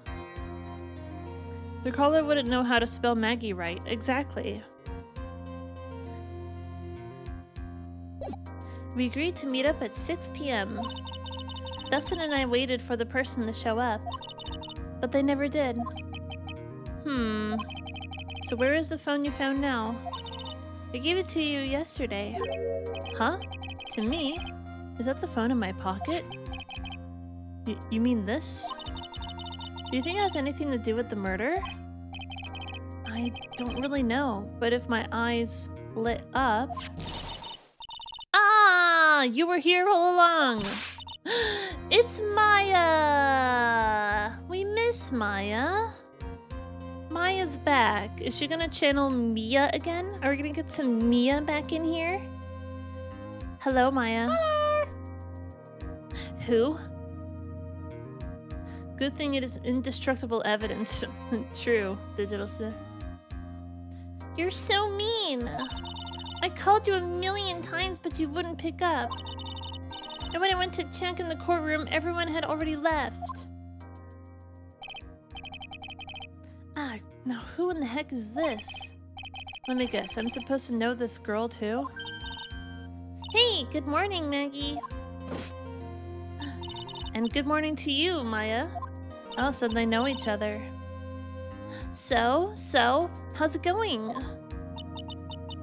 Is there a word for worse than abysmal? Oh? And what if I said that everything will be fine? That's right. It's Maya to the rescue with the ultra-decisive, super important evidence. Here you go, Nick. The thing you wanted me to bring. Huh? Oh, thanks. What the heck is this? A list? It has about 20 people's names and phone numbers written on it. It's kind of tough, but I managed to dig up some dirt. It looks like these guys are up to no good. No good? As in... It's a group of con artists the police are currently investigating. I think these guys are members of that group. Names list added to the court record. A list of unfamiliar names and phone numbers. Members of a con artist group? Why would a group of con artists pop up in a case like this? Don't look at me! And where did you get this list from in the first place? What? You don't remember, Nick? You're the one who asked me to look this up yesterday. Oh, is that right? These numbers were in the memory of that phone Maggie found. So that's where they're from. You're awfully forgetful these days, Nick.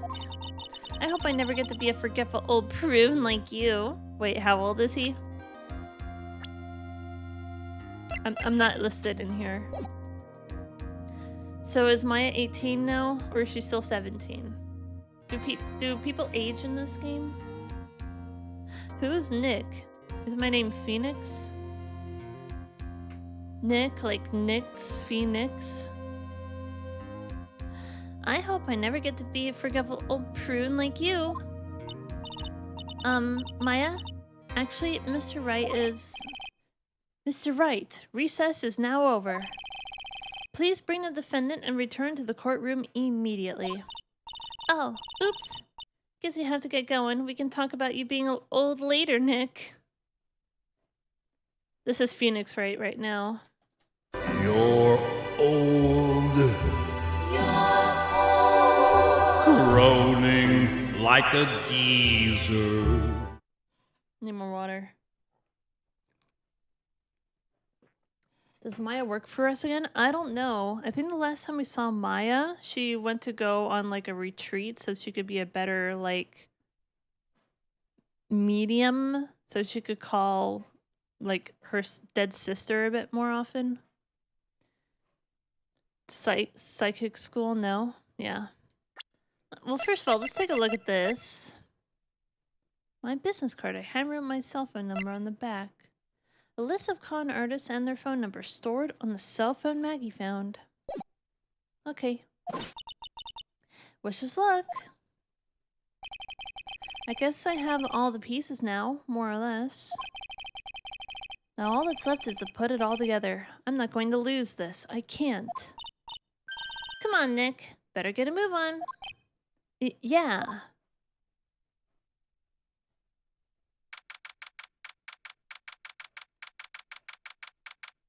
September 8th, 11:54. I want to know if, like, the times on here are actually in real time. That would be interesting.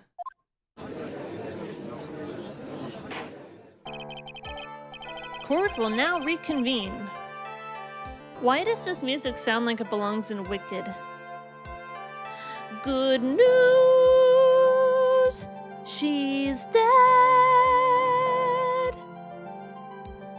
Wickedest witch that ever was. I may or may not have been going down a Broadway rabbit hole recently. Wicked is a good show, I gotta say. I like Wicked. I cannot sing any of the parts for my life. I think I'll try defying gravity. That's the best I can do right there. She went back to psychic school. Alright, cool, let's go. Court will now reconvene. Please call your next witness to the stand, Mr. Payne. Yes, Your Honor. But before I do, if I may say a few words. What is it, Mr. Payne? It's about the next witness. He has a tendency to say things that rub people the wrong way, you see? So I ask that the court might be a little lenient on... There is no need to give up a preface. Just hurry up and call your witness, please. Yes, Your Honor. The prosecution calls its next witness.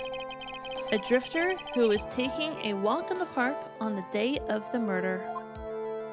Is it the dude? Yeah, it's the dude. It's totally the dude in our dream. Please state your name for the court, witness. I love his hair, I gotta say. Before I do, I'd like to clarify a little something. Huh? Oh, alright, go ahead. Just now you introduced my wonderful self to the court, correct? Perhaps as a drifter who was taking a walk? Did I? But I will not stand for that. Now you've tinted the court's eyes and colored me wrongly. Sure, I suppose calling me... oh, Jesus. Oh, no. Not again. I can't read any of this. I can't...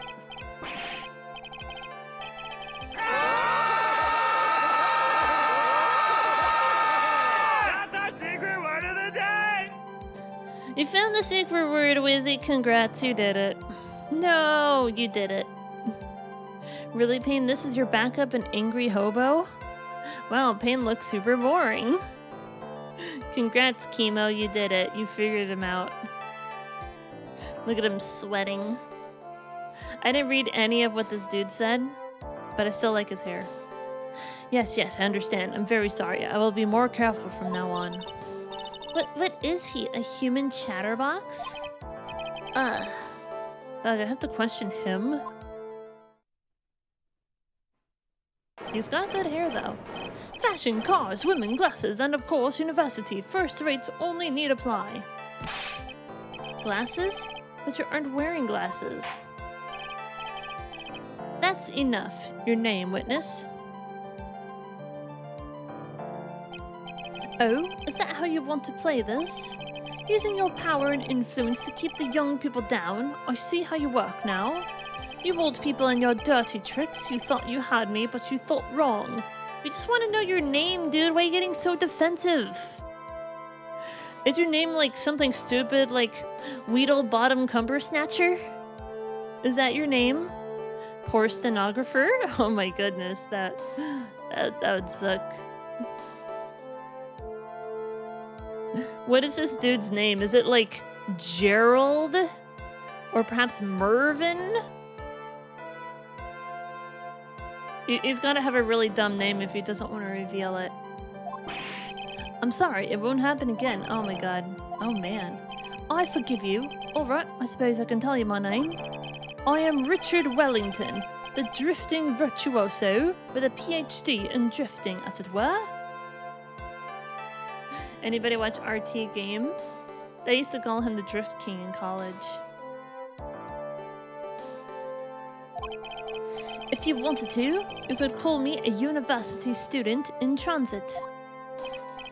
Ahem, Mr. Wellington. On the day of the murder, you were strolling through the park, correct?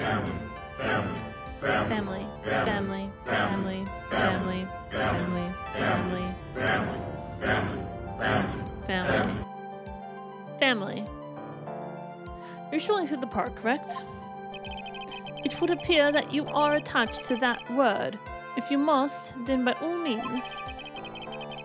But I remind you that I am in no way a pubescent boy out on a walk with mommy.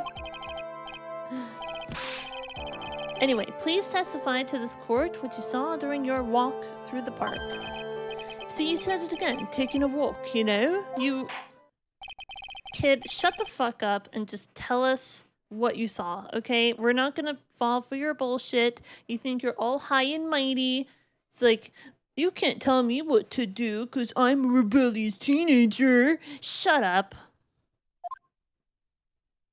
I hate this guy already.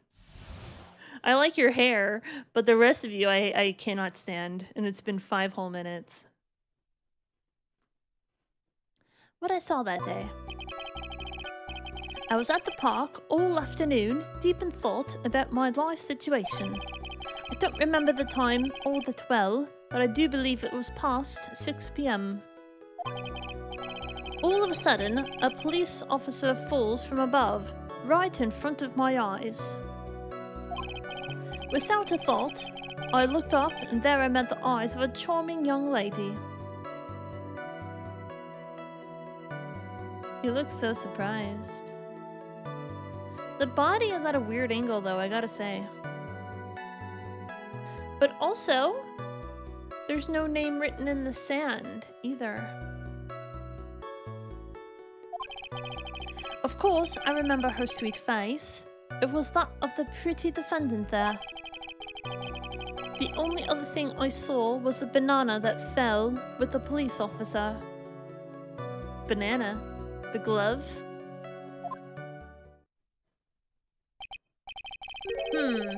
That was certainly a decisive testimony.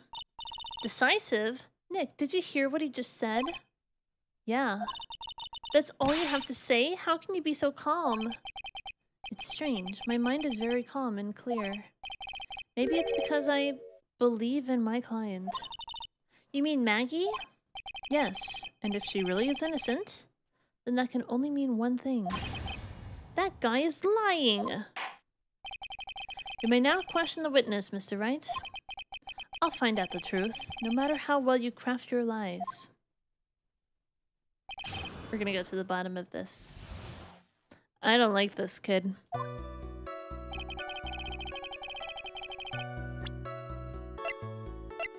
I'm gonna go ahead and save, just in case. It's always a good idea.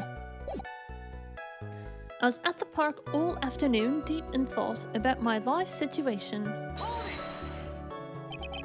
So you were at the park all afternoon? You seem to have a lot of free time. That was very rude of you. But then again, what can I expect? That's what you get from a man who graduated from a no-name trashy university. No-name? Trashy? Now, this might be hard for a mush-headed, feeble-minded baboon like you, but I have to think very carefully about the future of our great country. But I thought you said you were thinking about which college to go to just now. Oh, please. Which university I go to will directly affect the very future of this country. That arrogant little snot. I don't like him either. I don't remember the time all that well, but I do believe it was past 6 p.m. See, that's the thing, right? Should I just present this right now? Should I press everything, or should I just present something if I have suspicions?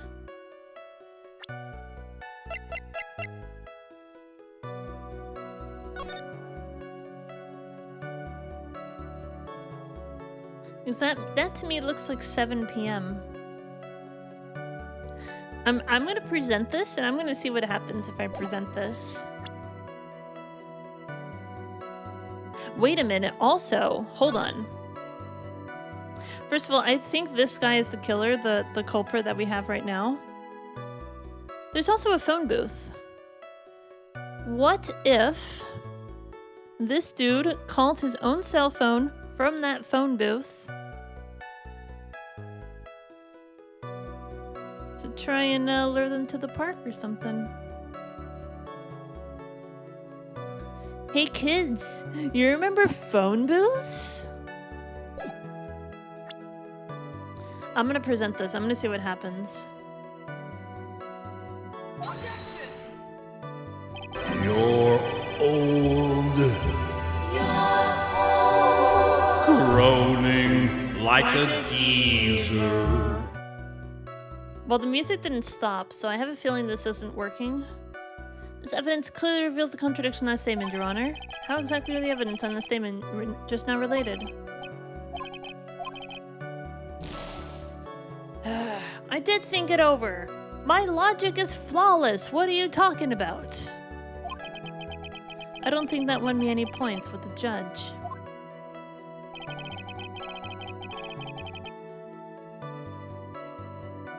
I believe it was past 6 p.m. Alright, let's present something else. 6:28.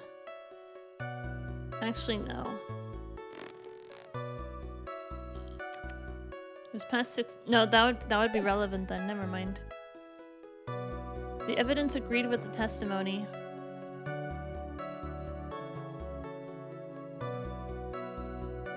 "7 p.m. is after 6 p.m. True. Well, whatever. It's fine. We're just gonna hold. How did you know what time it was? I see you're not wearing a watch, so... Is that the best you can do? Do you think you can discredit me like that? You're just a third-rate biased fool. I guess I can't expect real smarts from you. I feel like a victim talking in this way should be against the rules of court. Be like, you're in contempt of court. Do not talk to any of my lawyers in this way, or you will be thrown out of court. This arrogance is really intolerable, so what should I do? Press harder? Answer the question. How did you know what time it was?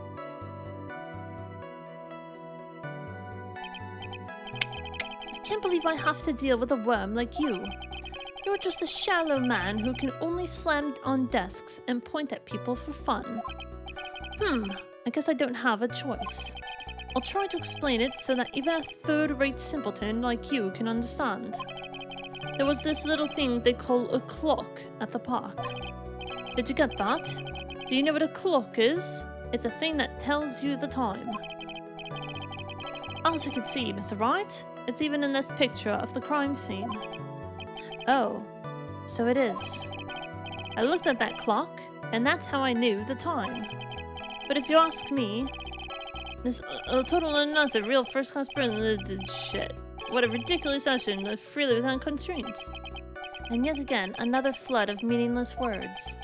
Talk about a first-class waste of time. In any case,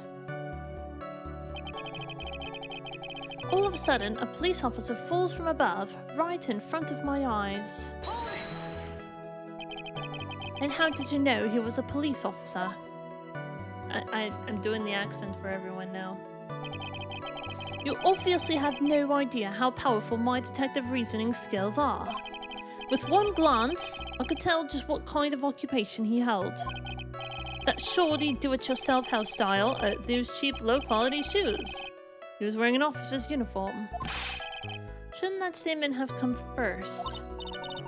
Well, that's pretty impressive. Hey, Nick, do you think he's figured out what I do? Even I haven't figured that out yet. Without a thought, I looked up, and there I met the eyes of a charming young lady. Are you sure you got a good look at her face? Animals have this thing called an eye, Mr. Wright. They use this eye to see things. In the case of humans, we have 2 of them. Yes, even you. I don't care if I have them or not. Did you or did you not get a clear look at her face? That's what the witness was just about to get to. I would like to request that Mr. Wright not use such a loud voice during questioning. Meanwhile, Payne over here is going, "Objection!" It's really annoying. Sustained, Mr. Wright. Please refrain from raising your voice in this court. Please don't make me have to raise my voice. I hate this kid. Are you finished? I'd like to continue, if that's all right with you. Of course, I remember her sweet face. It was that of the pretty defendant there.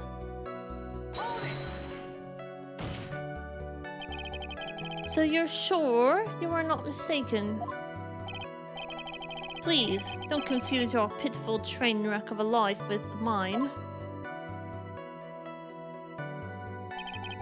I'm what you call a famous brand-named product, while you are only a cheap imitation. There is no way someone as magnificent as myself could have made a mistake. Of course, of course. Oh, of course. Did you not notice anything else of interest, witness? The only other thing I saw was the banana that fell with the police officer. If my client is innocent, there is no way he could have seen what he says he did. Which means if we can somehow show he's lying...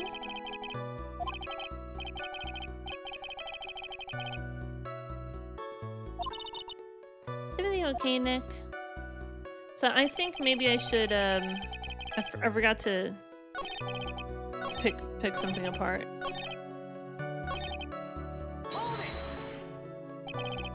The banana. Well, it was actually more of just one. More like a bunch of bananas. Now, what would a bunch of bananas be doing there? My thinks that it's the glove. And why would I know such a thing? I'm only telling you what I saw. That's really strange. Maggie never mentioned anything about a bunch of bananas. That's it, Nick. He's gotta be lying about the bananas. Huh?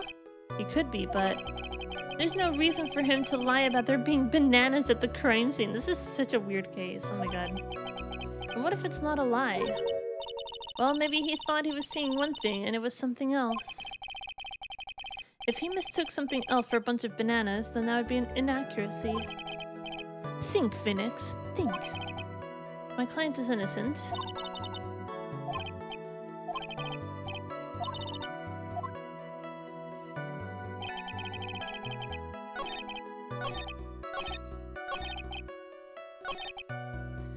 Bananas! We have bananas. Here you go. Boom.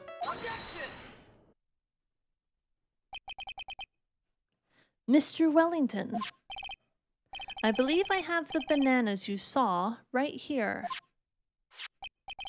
Ah, so you knew about the bananas too? Why didn't you say so earlier? But don't think you can use this as a way to pull more information out of me. And that's where you'd be wrong. Mr. Wright, what is the meaning of this? Isn't that the baseball glove? Huh? What? I love when the people on the bench sweat. It's my favorite thing. I have 2 favorites in this game. Silence and sweat. Those are my 2 favorites.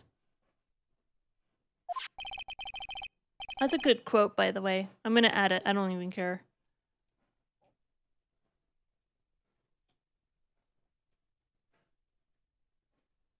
Silence and sweat. Wait, hold on.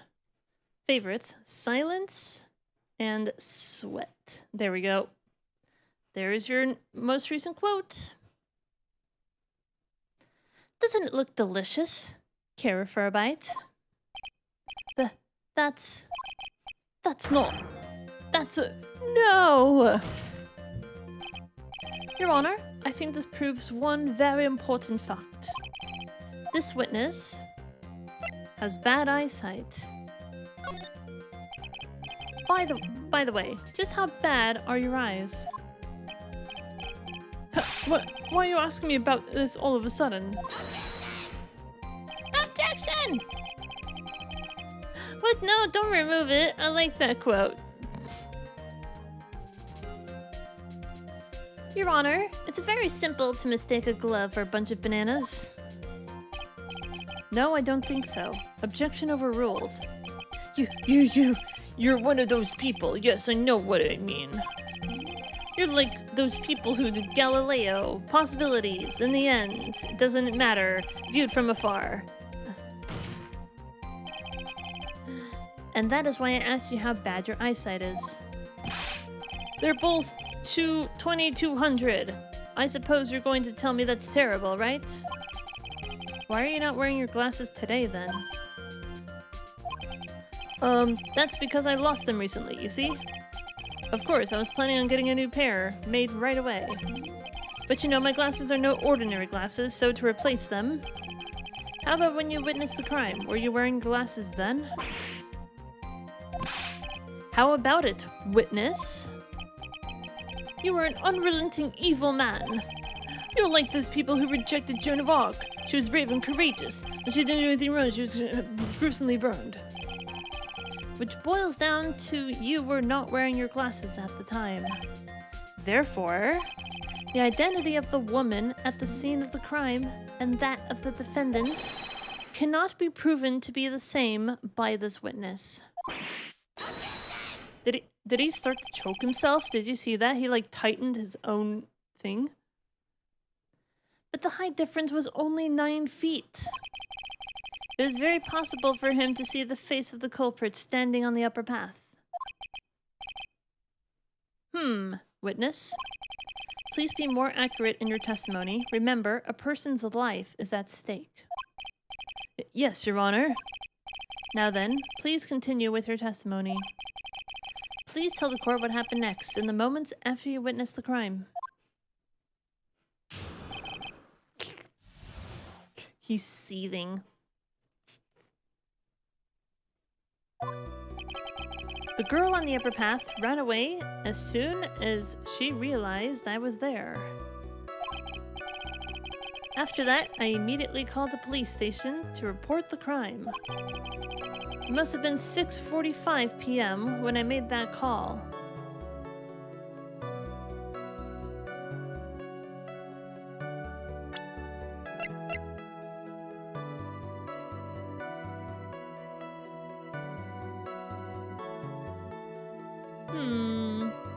What if these are his glasses, by the way? That wouldn't surprise me if they're his glasses.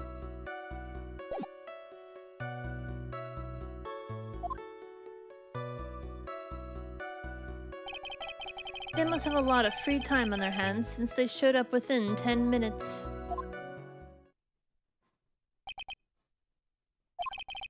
So the person who was on the upper path saw you and then ran away. Yes, that is correct. Which is why even someone without a superior brain like mine can understand that. He has such a smug, douchey look on his face. Yeah, I don't like him either, Chemo. I can go on a rant about how much I hate it. I like his hair. I like the swooshy and like the one streak. That's literally the only redeemable quality that he has. The rest of the time he's a kind of lying, prickly douchebag. That girl is the murderer. You may question the witness now, Mr. Wright. What happened next? Alright, let's go ahead and we're gonna add a save right here. That's always a good idea. The girl on the upper path ran away as soon as she realized I was there. She ran away just like that. Yes, she did.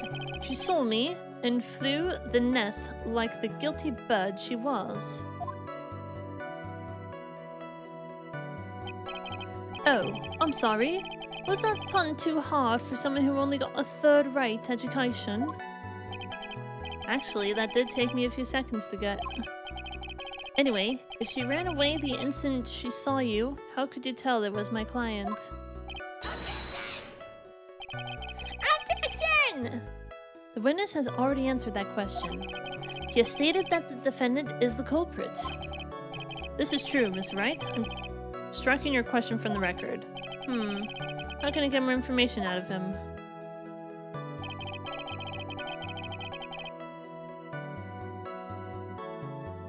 After that, I immediately called the police station to report the crime. Immediately? As in immediately. I mean, sure, a minute might have elapsed before I did, but that's the duty of every good citizen. Or did they not teach that in your pitiful school? You think people learn about how to call the police in college? Hey Nick, I think you should take a look at the court record for a sec.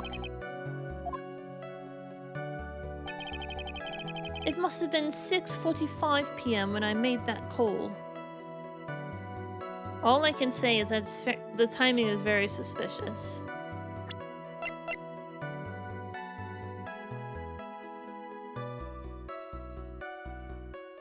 Body was also covered in bruises. That's very suspicious, isn't it? I'm gonna press. How do you know what time it was? That detective told me. You know which one I mean. The one with the jacket that makes him look like a dropout from a no-name high school. Hey, pal! I graduated from a pretty good, top-ranked college. I don't believe this. It doesn't matter. I don't believe I was mistaken on what time I called. And if I am wrong, then that detective obviously doesn't know how to tell time. What? Why you? You're just some lousy kid, who? I think the court can see your point. Anyway, how did the police respond?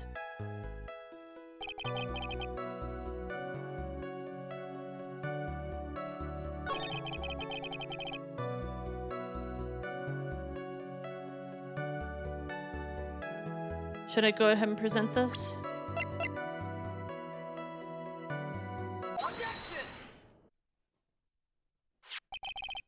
Mr. Wellington, would you please take a look at this? You mean the victim's autopsy report? According to this, the murder occurred at 6:28 p.m. So, what of it? You said that you called the police immediately after the murder took place.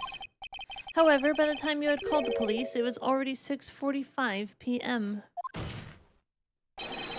There's clearly a 15-minute gap here. Do you deny it? Ack! I think this court would like to hear what you were doing during this 15-minute gap.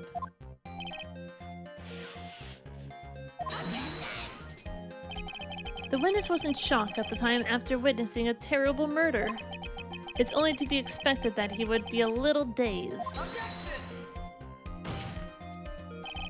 15 minutes is hardly what I would call a little dazed. Mr. Wellington? Yes? Explain yourself? What were you doing during those 15 minutes? Answer the question. Telephone? Spit it out. I was searching for a phone booth. What do you mean searching for a phone booth? It was right in front of you, you ass. A phone booth? He was eating his avocado toast. Oh yeah, he's a millennial for sure. With that hoity-toity, he's never gonna afford a house. He doesn't need to because apparently his parents are rich or something. Because he cares about that. A phone booth? You mean you don't have a cell phone? You and your questions? As if you're trying to open all of the layers of a matryoshka doll. You must think you're really something special. Witness. I lost my cell phone. There. Are you happy? You lost it? Unbelievable. You lose your glasses and your cell phone? You must be very scatterbrained when it comes to your belongings. What? Are you saying that the first-rate people are never allowed to lose things? Haven't you ever heard of come on, bro. I can't read that. Enough. Oh man, oh man. Wait, hold on a second. He lost his cell phone? Nick, that cell phone, could it be? You mean this phone Maggie found? There's no way. Boy, I didn't see this coming. I did. I sure did. Mr. Wellington, where is your cell phone right now? Heh, what are you getting all excited about? You seem to be a little confused. I found my cell phone, I'll have you know. See, here it is. Oh, I see. Looks like he's got his phone. And I thought that just maybe this was his. It's a little suspicious though, isn't it? Well then, I think we've cleared this issue up. At the end of the murder, the witness did not have his cell phone because he had lost it. Therefore, the delay in his call was caused by his search for a phone booth. First of all, question. If he was searching so hard to find a phone booth, it was right in front of him. Why did it take him so long to find a phone booth that was right in front of him? Also, there were like 4 other people there. Did no one else see a body for 15 minutes?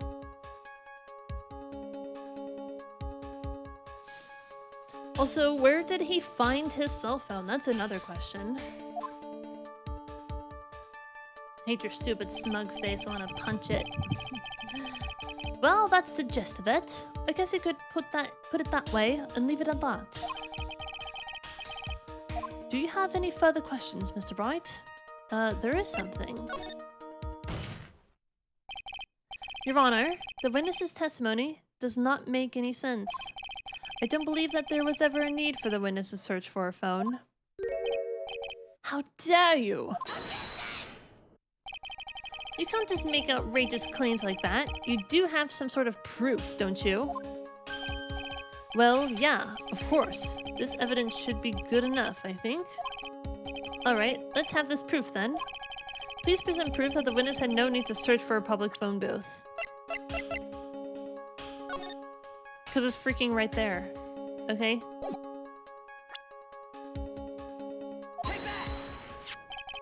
It's quite simple, actually. Please take a look at this. At the crime scene photo, is there a problem with it? Oh, there's nothing wrong with the picture. But if you don't understand my logic after looking at it, something is wrong with you. No! It's a phone booth. That is correct. All the defendant had to do was walk 3 steps. Mr. Wellington, why did you not use the phone that was right in front of you? Ugh. Order, order. What does reporting the crime a little late prove for the defense? The witness can't explain what he was doing for those 15 minutes. That is reason enough to throw suspicion on his testimony. Yes, this is very true. What did you have to say for yourself, witness? Then I bet this phone really is his, Nick. He must have killed Dustin to get his phone back. But Maggie said that she was going to return it to him. So there was no reason for him to kill for it. And on top of that, we still have the phone she found anyway. But if he wasn't looking for his cell phone, maybe he was looking for something else. Was he? Mr. Wright. Yes, Your Honor. Do you have any thoughts you would like to share with the court? Can you offer an explanation as to what the witness was doing during those 15 minutes?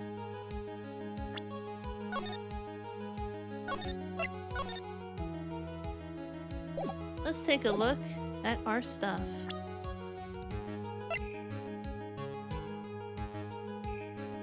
No times with the unoperated never showed up. Broken neck, body was also covered in bruises. Found in the victim's body, pieces of nearsighted lenses were found nearby. Victim fell from above the walking path. So it's 7 p.m. on the photo. Maggie.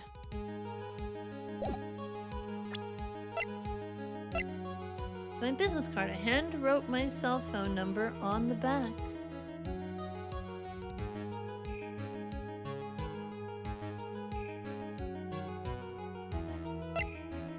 List of con artists and their phone numbers stored on the cell phone Maggie found.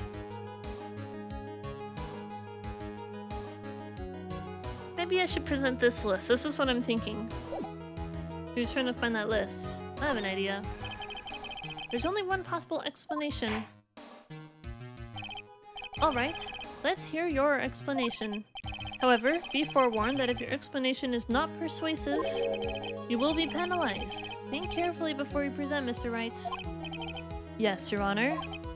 Ugh. I probably shouldn't have said there was only one possibility. Please present to the court the one piece of evidence that will answer the following. Why didn't the witness call the police right away?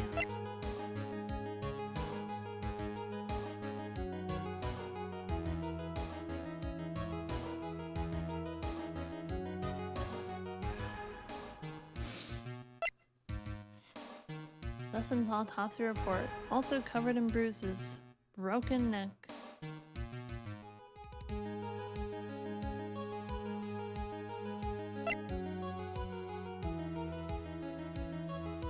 Was he trying to find his glasses, perhaps? Are these his glasses, I wonder? I just want to get this right the first time. I feel like this is not the right evidence to present, because how am I supposed to connect this? This is something that comes in later, I think. But maybe the glasses. He broke his glasses, perhaps? It's not made entirely clear, because I have 3 things that I would like to present.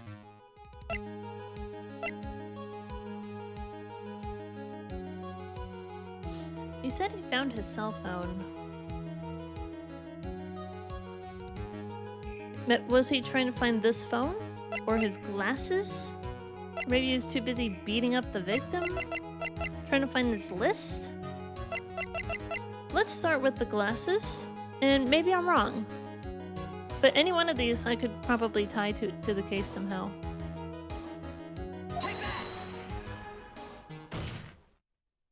Oh, but it's silence. I love silence. Mr. Wellington. What? Don't do that. You almost gave me a heart attack. A heart attack? These are your glasses, aren't they? Where did you find... Gah! I believe the court all heard what you just confessed to. That these glasses are in fact yours. I'll tell you where they were found, Mr. Wellington. These glasses were under the victim's body. Under the victim's body? Order! Now, wait a second, hold on. I didn't confess and confirm anything. Your Honor, I think the answer is quite clear here. As he fell, Dustin Prince grabbed the culprit's glasses. The culprit knew that he had to find his glasses and searched frantically for them. What he didn't realize was they were under the victim's body. And that is why it took him 15 minutes to make that call.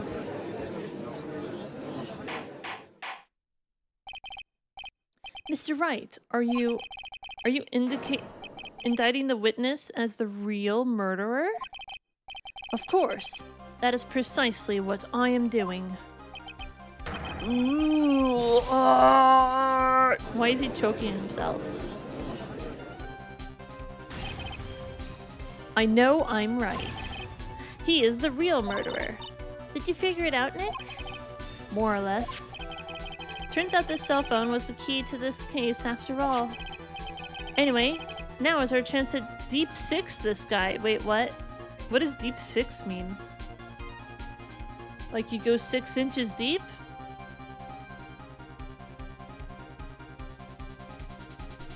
Phrasing? I don't like that. I've never heard that term before. Now is our chance to deep six this guy. Unless we're talking about 6 feet underground. Like, oh, we're gonna bury him. We're gonna bury him in evidence. I'll sink him in one shot. Mario Sanchez, hello on YouTube. How you doing? Welcome back. Certainly glad you could join us today. Yeah.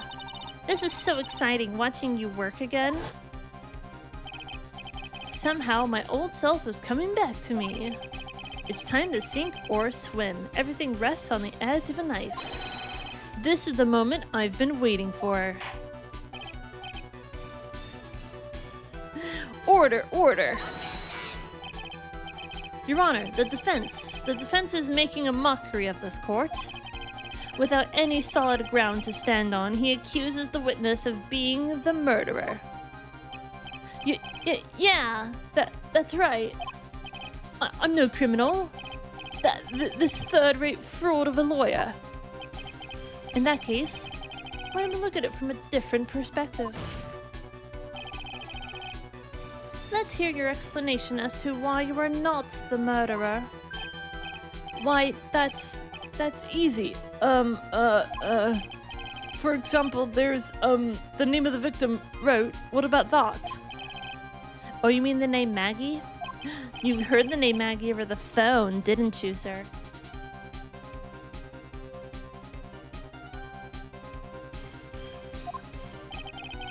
But we already know that this was not written by the victim himself.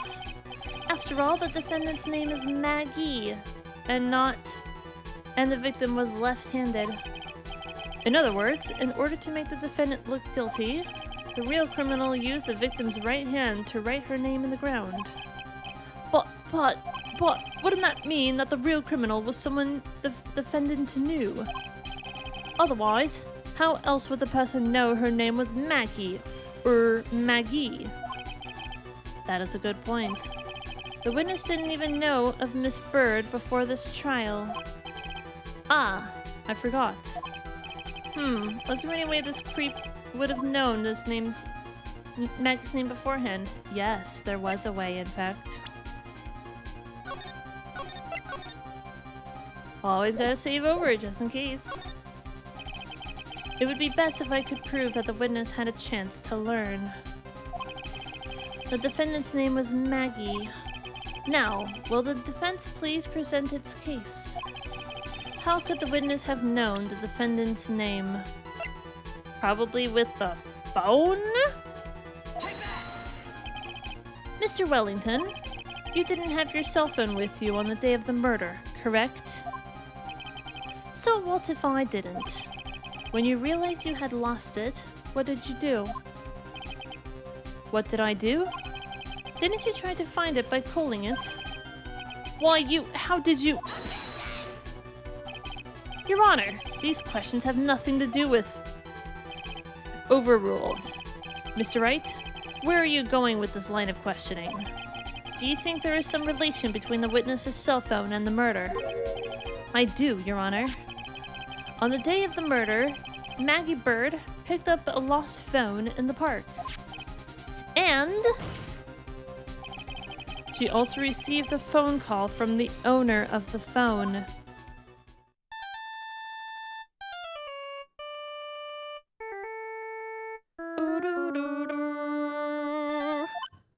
Beep.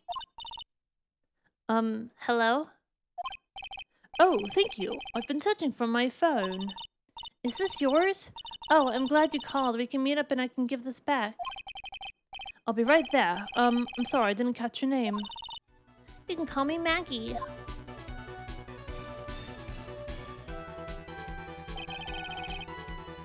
That was when you learned that her name was Maggie.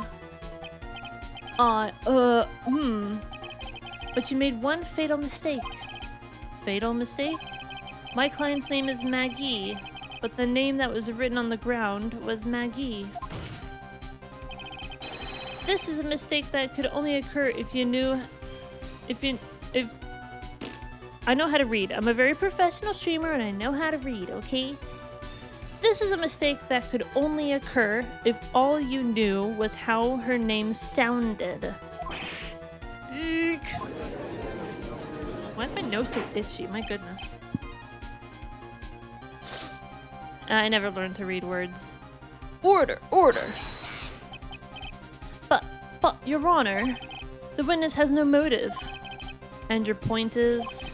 It's very simple, Your Honor. A person usually would not kill someone without a reason. Mr. Wellington had no reason to kill anyone. That is absolutely correct. I don't have a motive. Mr. Wright. Your Honor, can you explain what the motive this witness could have had? It's very simple, Your Honor. Are you sure, Nick? If I said I can't offer an explanation, then the trial's over, right? Yeah, but... Now then, please present to the court proof that the witness had a motive. A-boom! Mr. Wellington's motive is right here. What is this? A list? These phone numbers were pulled from the memory of the phone the defendant found. And we have determined that the people on this list are a certain members of a certain group. You looked up all those numbers? Of course. This list of phone numbers was stored in the cell phone's memory. The names and numbers belong to the people who are members of a certain con artist group. What? Con artist? Can you explain why these numbers were on your phone, Mr. Wellington? This is an outrage. An invasion of privacy. Or privacy. An invasion of privacy. Looking up phone numbers on a person's phone is a worse crime than murder. No, I think murder is worse than looking up someone's phone number. What's wrong with you? You're just like the cops and Maurice Dialis of the goddess. Maurice Utrillo. Am I gonna know that name later? I don't care, Mr. Wellington. All I want for you to tell us is what this list is about. You think any of you, know what it's like to be a refined man such as me? Dude, you're like 19, okay? Who gives a shit? Your Honor, this is an unjustified badgering of the witness. Objection overruled. Mr. Wright, what is the meaning of this? Oh. Hey, there's only one thing. Why would the witness have numbers of a group of con artists on his phone? Isn't that obvious? The witness is a member of that group. I like how there's only one chip that could be removed from here instead of 2 chips. Let's just say they're the member. Mr. Wellington is a member of this very group. No! All of your friends' phone numbers are stored right here on this phone. If anyone were to look into these phone numbers, it would be all over for you. That is why you had to kill. No! This is too much! Get out of here, dude. That does make quite a bit of sense. Well, Mr. Wellington, would you care to explain? I got you now. Oh, I like the flashbacks. I thought that police officer. Objection! Your Honor. What is it, Mr. Payne? Your Honor, this is an unjustified badgering of the witness. You said the exact same thing only a few seconds ago. Please, let's think about the content of that phone call. Beep. Hello? Oh, thank you. I've been searching for my phone. Is this yours? Oh, I'm glad you called. We can meet up and I can give this back. The defendant had already promised that she would return the phone. After that, all Mr. Wellington had to do was go meet Miss Bird to get his phone back. Why, then, would he need to kill anyone? That is a very valid point. What does the defense think about all this? If you think about it logically, then it makes sense. Then maybe we should be thinking of outside the box. Yeah, if we think like that, let's see. Maybe that slime ball saw something at the crime scene that made him commit murder. Your thoughts, Mr. Wright? Well, I don't think Mr. Wellington went to pick up his phone in a very friendly manner. But he was promised his phone, so why would he have been unfriendly to the defendant? I think he must have seen something that didn't agree with him when he got there. Well, then, Mr. Wright? What was this something that didn't agree with the witness?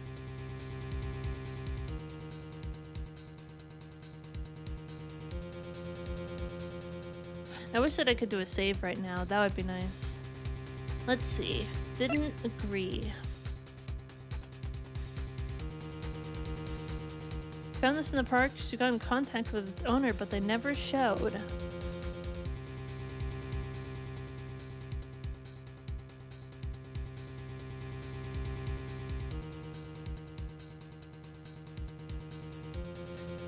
So this is not his cell phone, but another accomplice of his.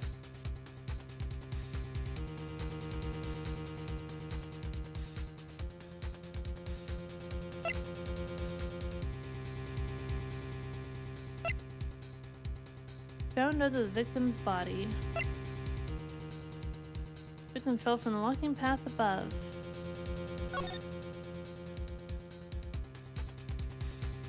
It's hard to tell if he's over there, isn't it? He was wearing a police hat. I still don't know what that thing is on his left wrist. If it's just a thing.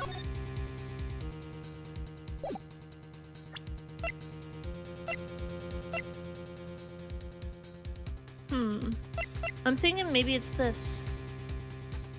It wasn't his cell phone. They never showed up apparently to claim it.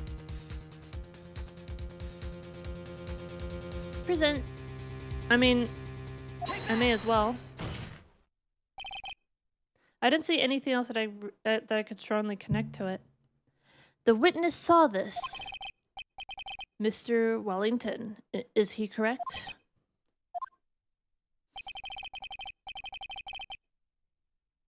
By the expression on his face, I would say that wasn't it. It looks like I was wrong. No! What do you mean? Oh, Mr. Wright, try to think before you present again. So I went to get his cell phone back. But when he got there, he'd lost control of himself.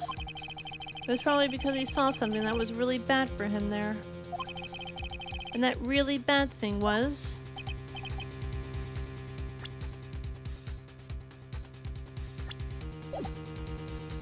This is what I wanted to do. So it did look like he started to beat him up, right? Didn't agree with the witness. Broken neck, body was also covered in bruises. This is what I'm thinking had to happen.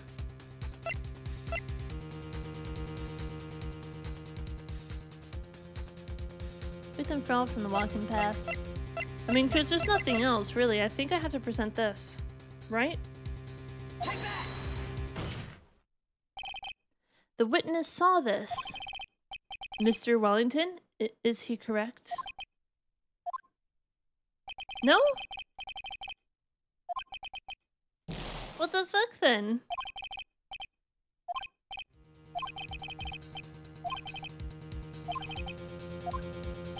Really bad thing, you say? I can present people, that's right.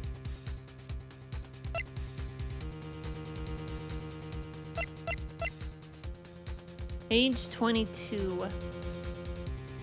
Drifting Virtuoso is still looking for the right college.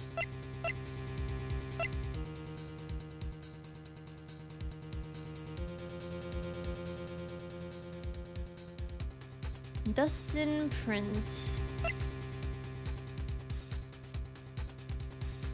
She is a policewoman.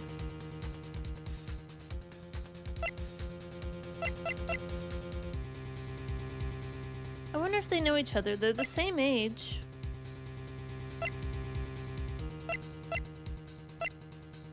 I forgot that I can present profiles of people as well.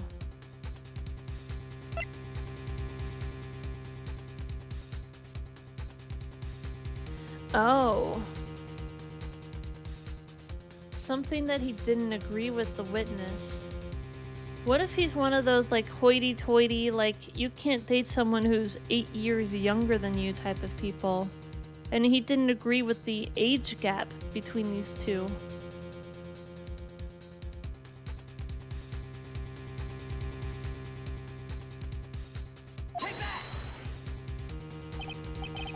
Well, Mr. Wellington saw was the victim. The victim? You mean Dustin Prince?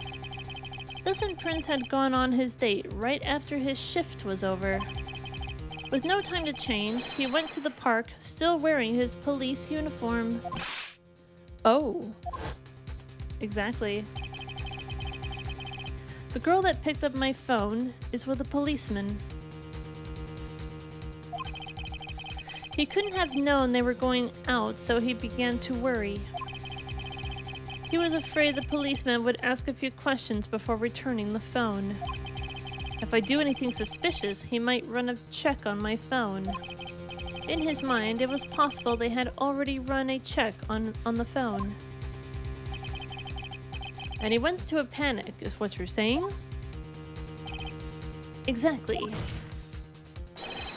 Officer Prince was murdered simply because he was in uniform.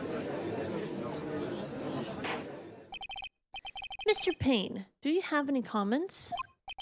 I'm thinking... It seems the truth has come out at last. The witness, Mr. Wellington, you are... Aha. Oh, what was that? What was that? Not bad for a person with a third-rate education. What's that supposed to mean? The evidence! Evidence! That guy is really creeping me out. All you've been waving around and talking about is suspicious cell phone. Suspicious phone number this, suspicious con group that. They're all on that phone. But who's to say that phone is really mine? Where's your proof, your evidence? You want proof that this phone is yours? Ah ha ha ha! I already told you earlier. That phone I lost, I've already found it. You don't even have the slightest idea who the phone in your hand belongs to. But you can be sure it isn't mine, you simpleton. What? Ha ha ha! It feels so good to see you squirm. We do seem to have a problem on our hands with this phone. Whose phone is it? Without knowing that, it's meaningless as evidence. Your Honor? This is bad. I can't let him turn the tables on me like this. This cell phone. There has to be something I've overlooked. There's gotta be. Maybe. The phone's stored numbers. Exactly. Your Honor, he's just a bit different. Case closed. He looks suspicious. He looks very sus. That's all you need. Also, the last Prime. Hello on YouTube. Hello. How you doing? He looks sus, sir. This phone has the names and numbers of those in the con group stored in its memory. I can show them to you, Your Honor.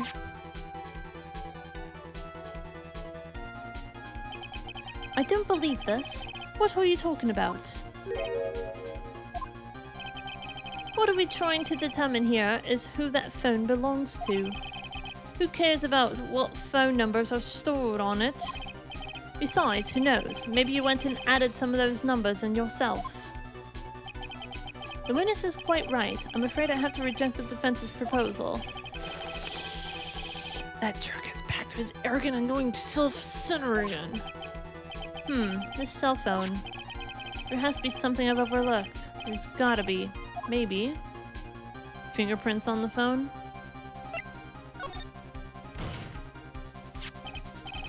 I got it. We should check for fingerprints. Fingerprints? Yes, Your Honor. Mr. Wellington must have left some prints on this phone. Nick, don't you remember? When you got that from Mackie, you wiped it off. What? You said there was sand all over it, so... What, wiped it? I wiped it? Pretty thoroughly, too. Wah ha ha ha ha ha ha. Oh, it's oh so much fun watching third-rate trash babble like morons amongst themselves. He's made a complete recovery. How many times do I have to say this? My phone is right here. You see? Oh, and incidentally, you can't check the number stored on this phone. Yeah, but we can call the numbers on that list and see if your phone is linked to one of them. It must have glitched because all the numbers just magically disappeared. You've got to be joking. He erased all the numbers I was going to use as evidence.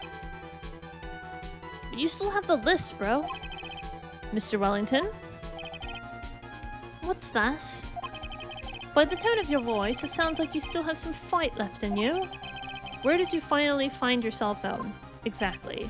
That's the question I asked pretty early on.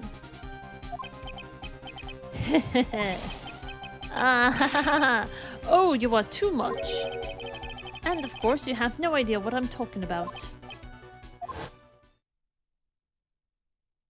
He's gone crazy. Oh my, now I remember.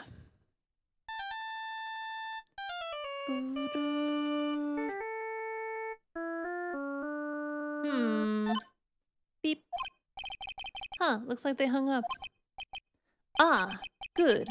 I finally found it.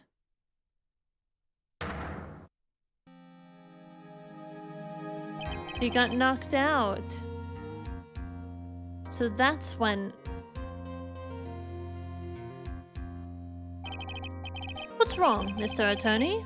Why the harsh glare in your eyes? Nick, we've worked so hard to get this far, but... if we don't do something quick, he's going to get off scot-free. I know. I know this phone has to be his. But how am I supposed to prove something like that? Call the freaking number on the list you have, bro! Mr. Wright, if you cannot prove who the owner of that cell phone is, your indictment has no basis and therefore no power. It looks like you came up a penny short. Where? Where did I go wrong? I want to punch his stupid college face. Don't blame yourself. You're merely a third-rate lawyer. I don't know, if I were the judge, I would not allow anyone to speak to anybody else in my courtroom. Like, you get your snobby ass out of here. If you're third-rate trash, isn't that like a double negative? I don't know. You only made one big mistake. Who are you? What are you? That's something you haven't figured out for yourself yet. Who am I? The court hereby concludes the cross-examination. If that will be all, I'll have to bid you gentlemen and ladies goodbye. I have a reservation at that ultra-fancy restaurant on the upper side of town. Thank you for your assistance. You've had a stressful day, so please, bon appetit. What am I supposed to do? Am I supposed to just let it go at that? Raise an objection.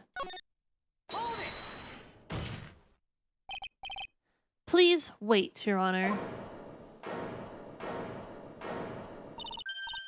Alright, Nick. I think I may be able to prove it. Prove it? Prove what, Mr. Wright? Everything. Your Honor, the cross-examination has already ended. Besides, the defense is just going to badger the witness with more inane questions.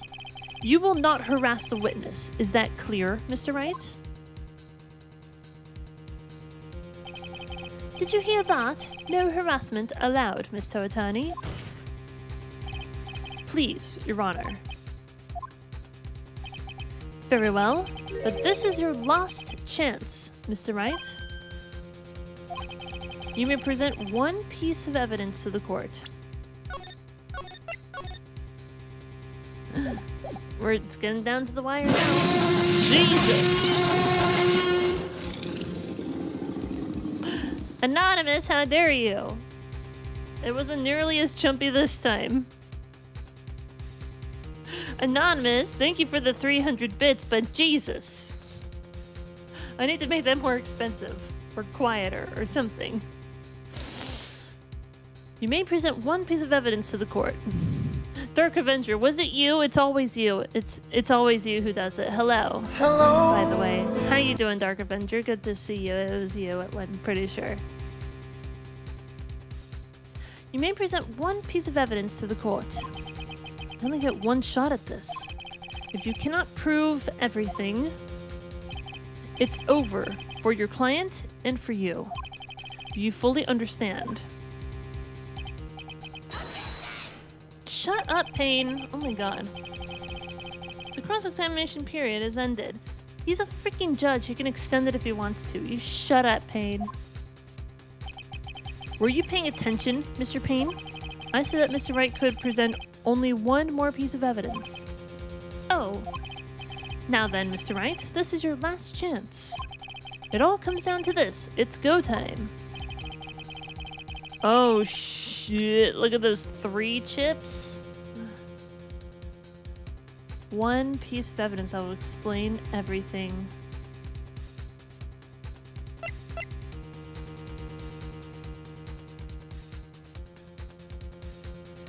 Because the thing is, this hasn't come into handy yet. Present the badge. It's his Yu-Gi-Oh moment. I've never actually watched Yu-Gi-Oh, so I don't know.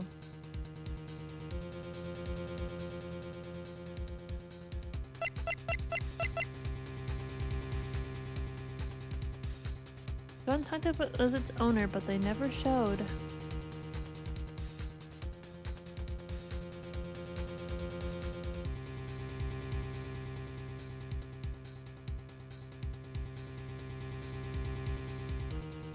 The owner never showed.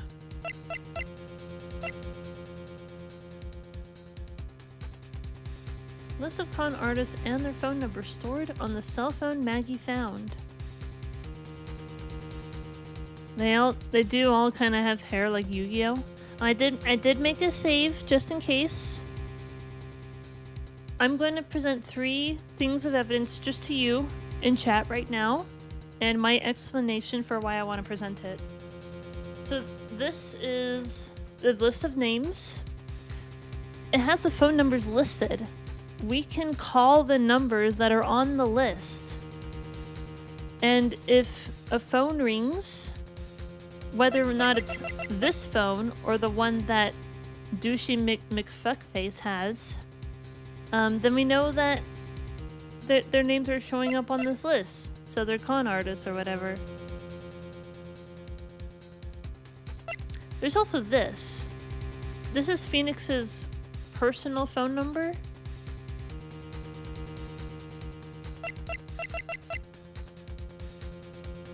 They never showed.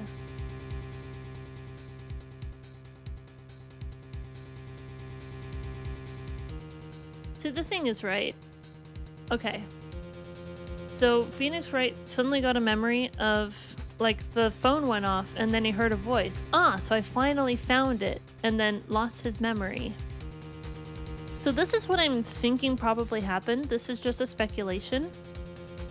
Is that, so the Wellington dude, he was waiting around the corner. He called the number of that phone. He already knew what the number was. And he was waiting to see if the number went off. And then, like, he didn't have the phone with him, did he?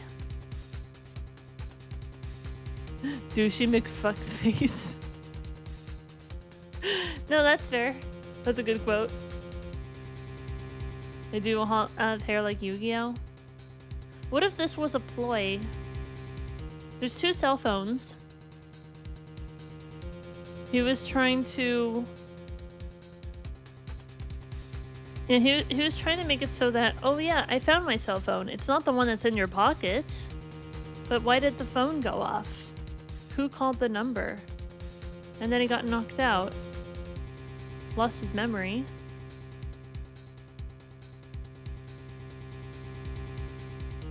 The owner never showed. Because what if all of this was just some sort of con all the way from the beginning? A lost cell phone. Some girl picks up the phone, be like, "All right, cool, we have ourselves a victim." But then one of them shows up to pick up their phone, and then they're like, "Oh shit, it's a police officer. What do I do now?"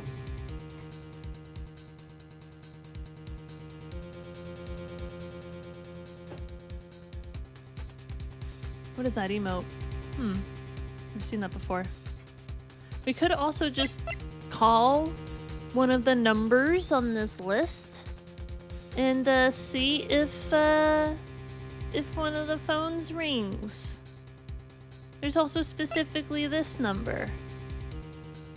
I feel like this might come in handy later, but I don't see how it's relevant right now, so it's really just these 2 pieces of evidence.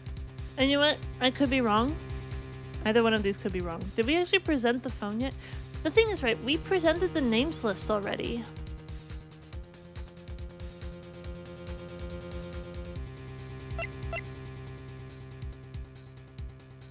She got in contact with the owner, but they never showed. Because I feel like the dude, he would know his own cell phone number. So he went into the phone booth to call the number of his own cell phone. Like he laid it out as bait or something. It could be either one of these 2. I'm leaning towards this, but if I'm wrong about this, then I could present this. It's gotta be one of these 2 things. Let's try this. We can call one of the numbers. It's silence. Is this your final answer? What are you, Alex Trebek? It's a bit disappointing. No, that was just a friendly gesture.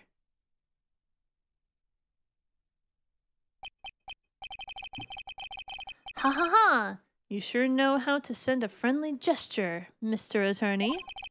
This is your absolute last chance, Mr. Wright. So no more of these friendly gestures. Yes, Your Honor. Sorry. Oh my god. Why is this happening? Alright, let's try this then. Wrong game show host? Oh, sorry, was it Pat Sajak? No. Regis Philbin. That's who I was thinking of. Yes, Regis Philbin. There we go. Sorry, I don't know my American game show hosts very well. Sorry about that. Alright, let's try presenting this then. Is this your final answer? No? No, it's just a friendly gesture. No? Neither of those are correct?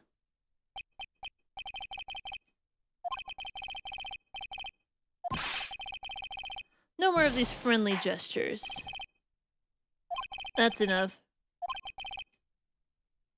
There's a clear-cut case with little reason for doubt, and further deliberation will not be required here.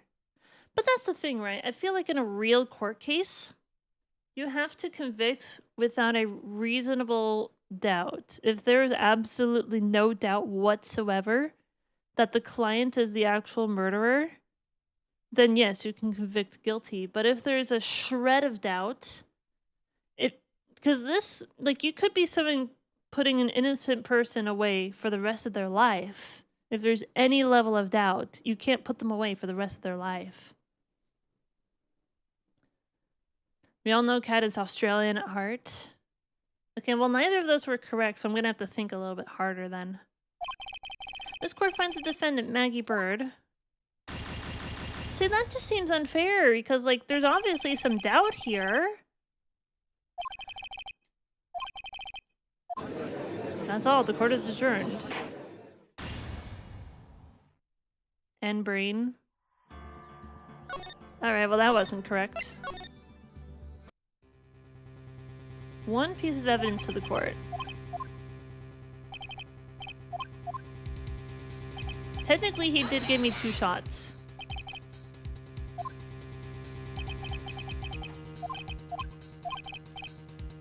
This is your last chance. Alright, we'll have to go over the evidence a bit more. All-important badge.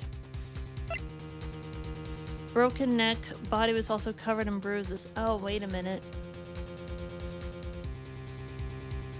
Because if someone fell, then they wouldn't be covered in bruises all over their body. It would just be like a broken neck, or like... Why wasn't there any blood, either? Pieces of nearsighted lenses were found nearby.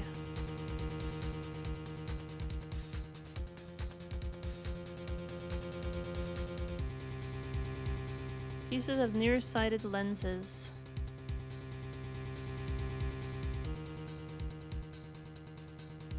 Because, like, whose glasses are these? Did we confirm whose they are? Nearsighted lenses. The glasses were broken. They were under the body.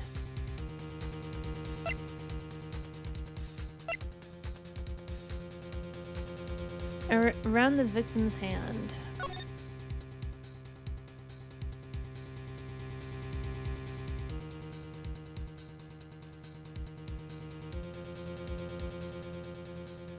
Maggie.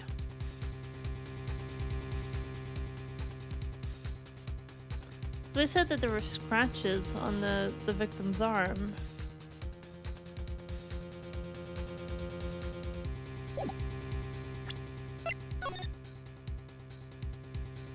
And there's the police hat.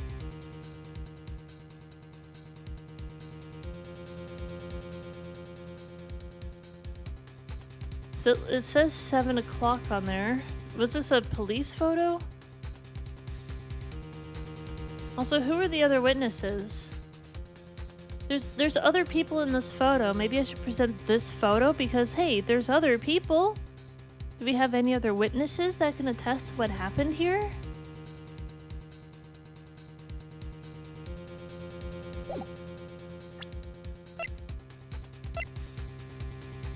Maggie to the victim is custom made. It's my business card. I hand wrote my cell phone number on the back.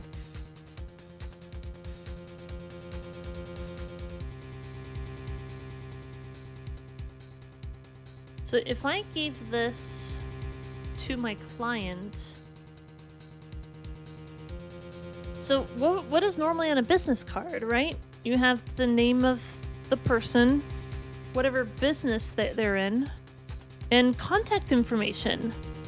Why wouldn't you have your own phone number on your business card? I'm sure you probably have a business telephone number that would be on your business card, maybe the address of your office, but maybe there must have been a reason why they hand wrote their cell phone number. Because you think like the business number would be there, but maybe not a cell phone number. So why did they hand write it?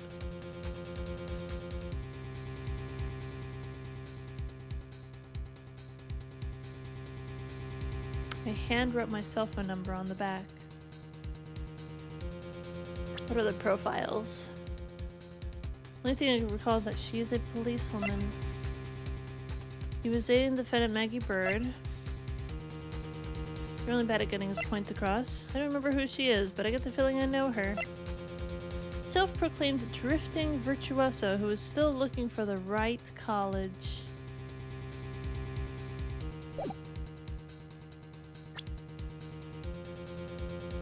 Shows that I'm a defense attorney. I gotta present the badge, obviously. But it's the body covered in bruises. So it's either we present the autopsy report and be like, why is the body covered in bruises if they just fell and broke their neck? There shouldn't be that much damage on a body that fell from that distance. But also, there's other people in this photo. Are there other witnesses that we can question? You know, all sorts of stuff like that.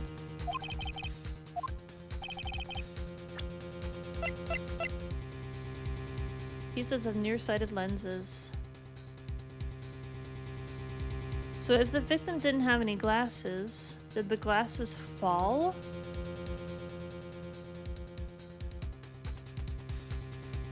Like, you fell on my glasses, I'm gonna beat you up now. But also, like, what the hell did she see?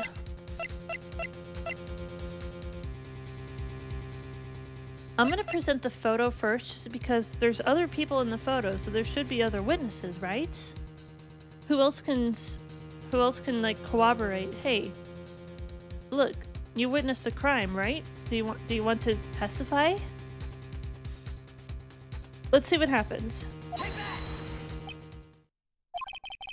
Is this your final answer? It's a bit disappointing. That was just a friendly gesture.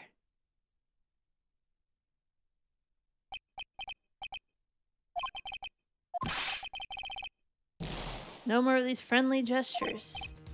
Apparently that wasn't it either. Alright, let's try this then.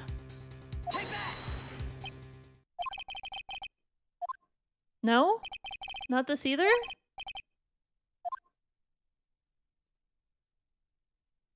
Covered in bruises, what are you talking about? I don't have any last chances, I'm just reloading. Okay, so if none of those are correct either... Present to the court. Perhaps it's the glasses themselves? Or it could be... the business card. Because, like, why would I present a profile of a person?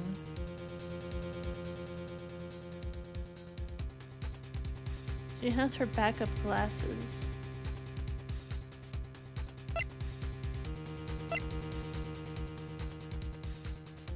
Do the frames of the glasses matter that much? We're thinking too far ahead. Shake the box! Hello! Hello! How you doing? Thank you so much for the raid. Welcome in, everybody. What's poppin', El Gasso? Hey. How you doing? What's up? Welcome. Hello. Good morning. Hello, everybody. Shake the box, thank you so much for the raid. I hope you had an amazing stream. You were playing some Captain Toad. Oh, that's a cute game. I've actually played that game. This is the first time I've actually played a game that you're talking about. Hello, everybody. How's everyone doing? How far have you gotten into the game, I wonder? How far have you gotten in the game? Onto the bonus book? The bonus book. There's only like one mission that I haven't done yet, and it's like you have to go around and grab like all the gold coins in this maze area, and you have to grab like 5,000 coins or something stupid like that. I never finished it. I didn't want to do that anymore. I got everything else though, I think, right? But anyway, shake the box. I don't know if I can turn the music off right now, which is a little unfortunate, but whatever. Everyone coming in from Shake the Box, hello! Let me introduce myself. My name is Kat. I'm a variety streamer. I play all sorts of stuff. I'm currently going through the Phoenix Wright trilogy. We just started the second game in the trilogy today. This is our very first case of the second game. And I do all sorts of stuff, so let me give you a little sample of what I do. Guys, what do you do when your fire suppression system is on fire?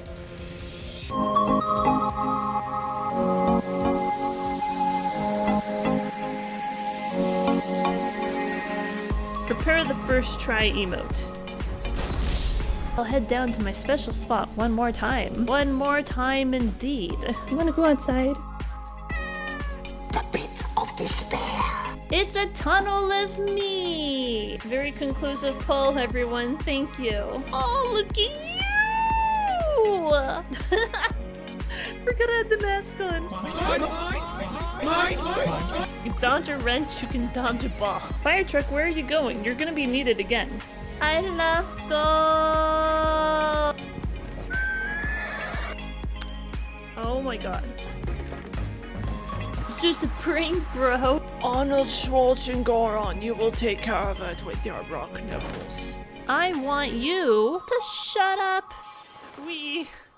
I must go. My people need me. I'm gonna turn the music back up. I hope it's not too loud. Is the music too loud? I hope not. Also played Thronefall. Oh, so it's another two game type of stream. So I think that's what I'm doing going forward, at least when I'm doing a game like Phoenix Wright. This is a graphic novel type game, so there's a lot of like reading stuff out loud involved. So I've decided to limit myself to like 3 hours of this game, which I'm already past that point, but I may as well finish the case since we're pretty close anyway. And I might switch to a different game for the remainder of the stream. Who knows?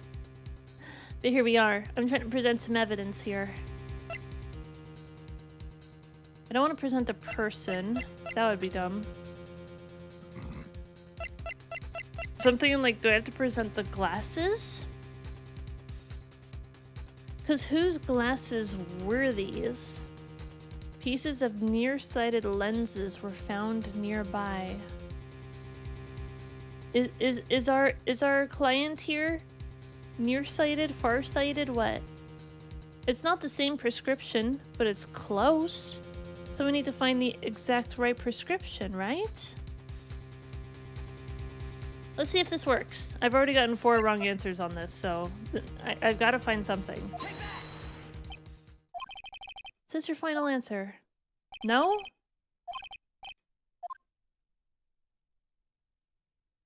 Nah. Ha ha ha, you sure know how to do... No more of these friendly gestures. He said he was getting a new pair. So what about this number? Why is my own cell phone number written on my own card? That's my question. Why is this here?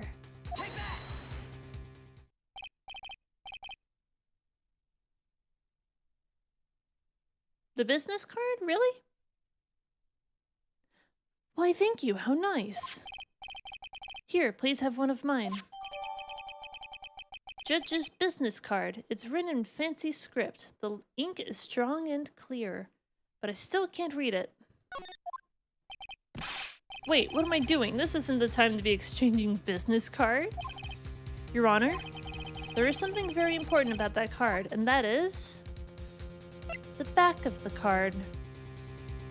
The fuck? Yeah, I'm trying to figure this out. And I mentioned before, when you have a business card, you have your contact information for your business on it. So, an established lawyer like Phoenix Wright here, he would have a business phone number. So people would call the number that's on the business card to contact him to be a lawyer or whatever. But then lawyers aren't being a lawyer all the time. They have their personal lives. They have their own personal cell phone number.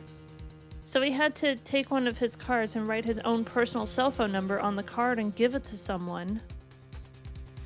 And then someone figured out, like, they called him why? Is the phone that he has in his pocket his own phone? Or was that planted on him? And what number did they call on that phone? Like, what is the phone number of the phone that is in his pocket? Is that Phoenix Wright's phone in his own pocket? That would make too much sense. What's his number on the back of the card? This card is important because of what's on the back. You wrote your cell phone number on the back, but that's exactly it. Can you please call this number from your cell phone? Huh? Right now?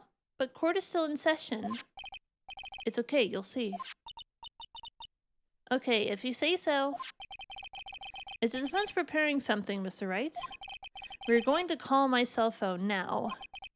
And then the court will see everything for what it is. Of all the idiotic, stupid things to...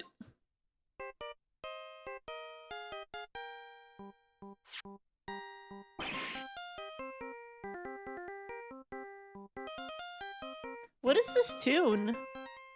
That's definitely not... That's not the same ringtone that we've been hearing. What? Why is my phone... And what's with this stupid sounding ringtone? Beep. Mr. Wellington? How strange. I could almost swear that you're holding my phone. You're... Ah! No, I can't, it can't. By the way, before I forget, thank you very much for the lump on my head this morning. I don't think I need to explain any further, except to say... They have the same phone color and model. Exactly, maybe they were switched. When you went to retrieve your cell phone, you mistakenly took the wrong one. Oh, so it's not as insidious and well-planned as I thought. I'm overthinking again.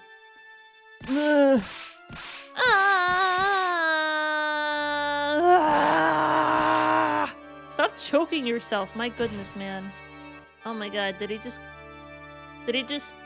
unalive himself in the courtroom just now? So that is what happened. You were knocked out by Mr. Wellington. He is a man who lives on his pride and self-image alone. And in order to hide his involvement with the con artist group, he has become paranoid and lost all ability to make rational judgments.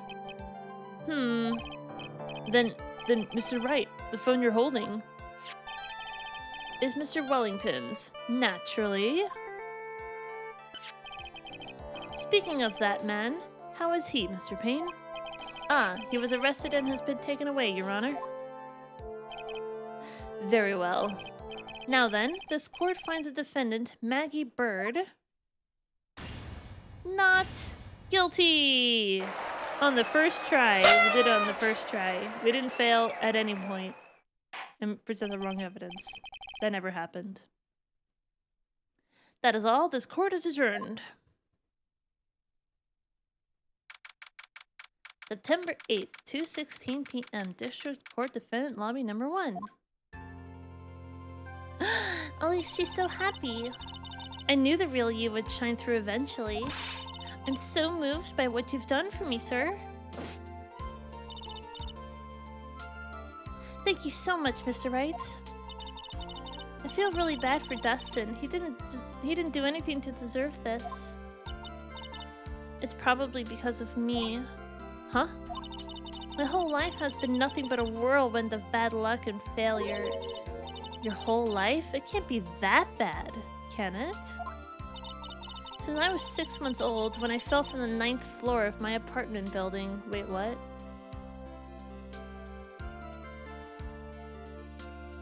Should I say nice because it's 6 months old? 9th floor, 6'9"? I'm conflicted. I've been hit by all sorts of vehicles, gotten sick from all sorts of foods, failed at almost every test I've ever taken, and experienced almost every kind of disaster. And never won or even tied a game of tic-tac-toe. Man, you are just the unluckiest person ever. Jesus. She's been dead all along. Oh no! Anyway, my life has been really nothing more than a string of disasters. That is, pretty bad. Yep, up until I went to college, I guess I was known as the goddess of misfortune. And then, at the academy, everyone called me Lady Luckless. Lady Luckless? What's worse is that my misfortune always seems to latch on to those around me. What do you mean? When I see someone in trouble, I always try to help. Ah, that's right. You were talking about this earlier. It happened again recently too, sir. There was an old lady pacing back and forth by the pedestrian crosswalk. I gave her my hand, and before I knew it, we were having dinner at my house. Oh. I'm sure that Dustin's gone because of me. That's not true. That glove didn't even have any sort of special meaning. It was just a present to say thanks for covering one of my night shifts. Oh, I see. Everything is all my fault. Dustin's death? Your head being all messed up? Well, I don't think my head is messed up yet. I'm going to find a new life for myself starting now. The next time we meet, I'm sure I have found a whole ocean's worth of good luck by then, sir. Yeah, after all, the goddess of misfortune is only a name. You bet! I'm gonna make it, I promise. Next time we meet, I'll only be an unlucky person instead of a goddess. Yeah, that's the spirit. Well, Mr. Wright, Maya, I should get going. Okay, good luck to you. Thanks. You take care of yourselves too.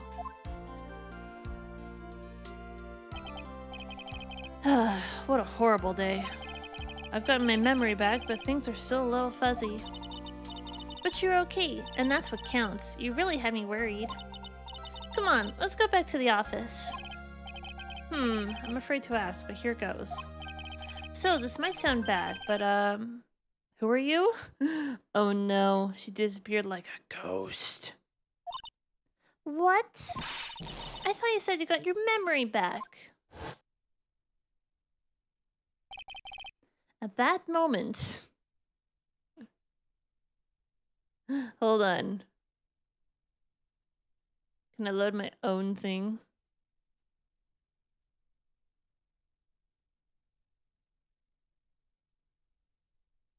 Where is it?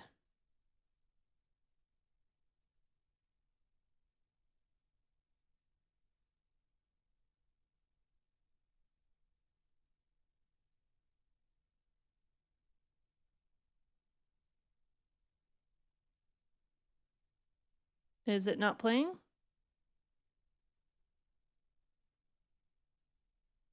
I can't hear it. I don't know why. It was at this moment that he knew. He fucked up.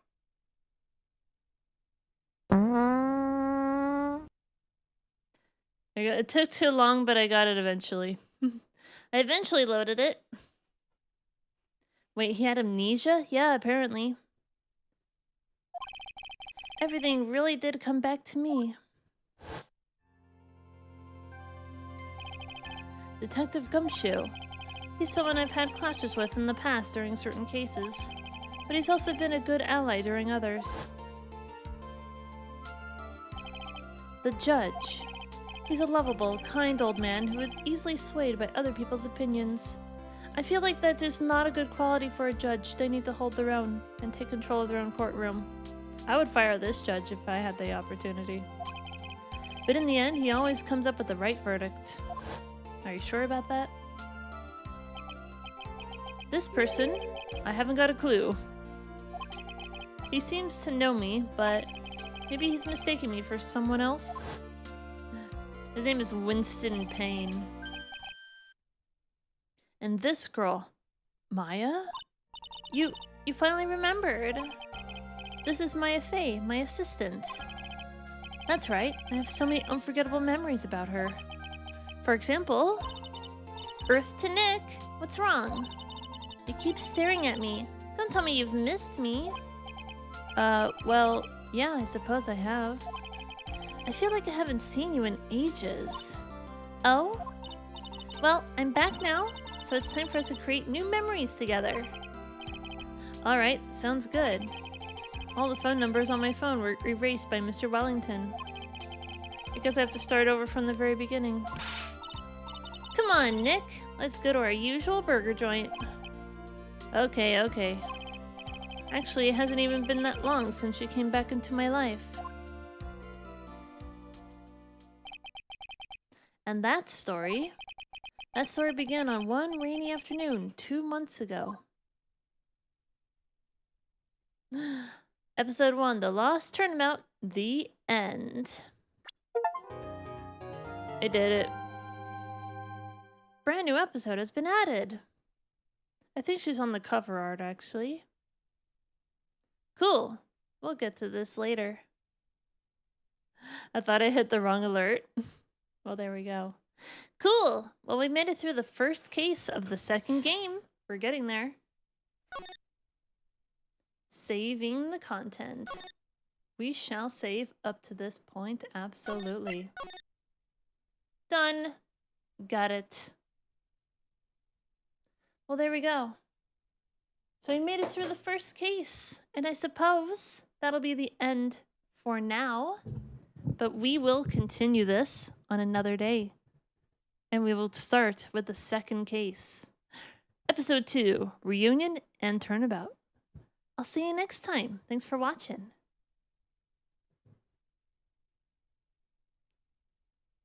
We're cutting that episode off. My throat hurts. That's the end of the... Well, this portion of the stream at least. Maybe I'll continue something else.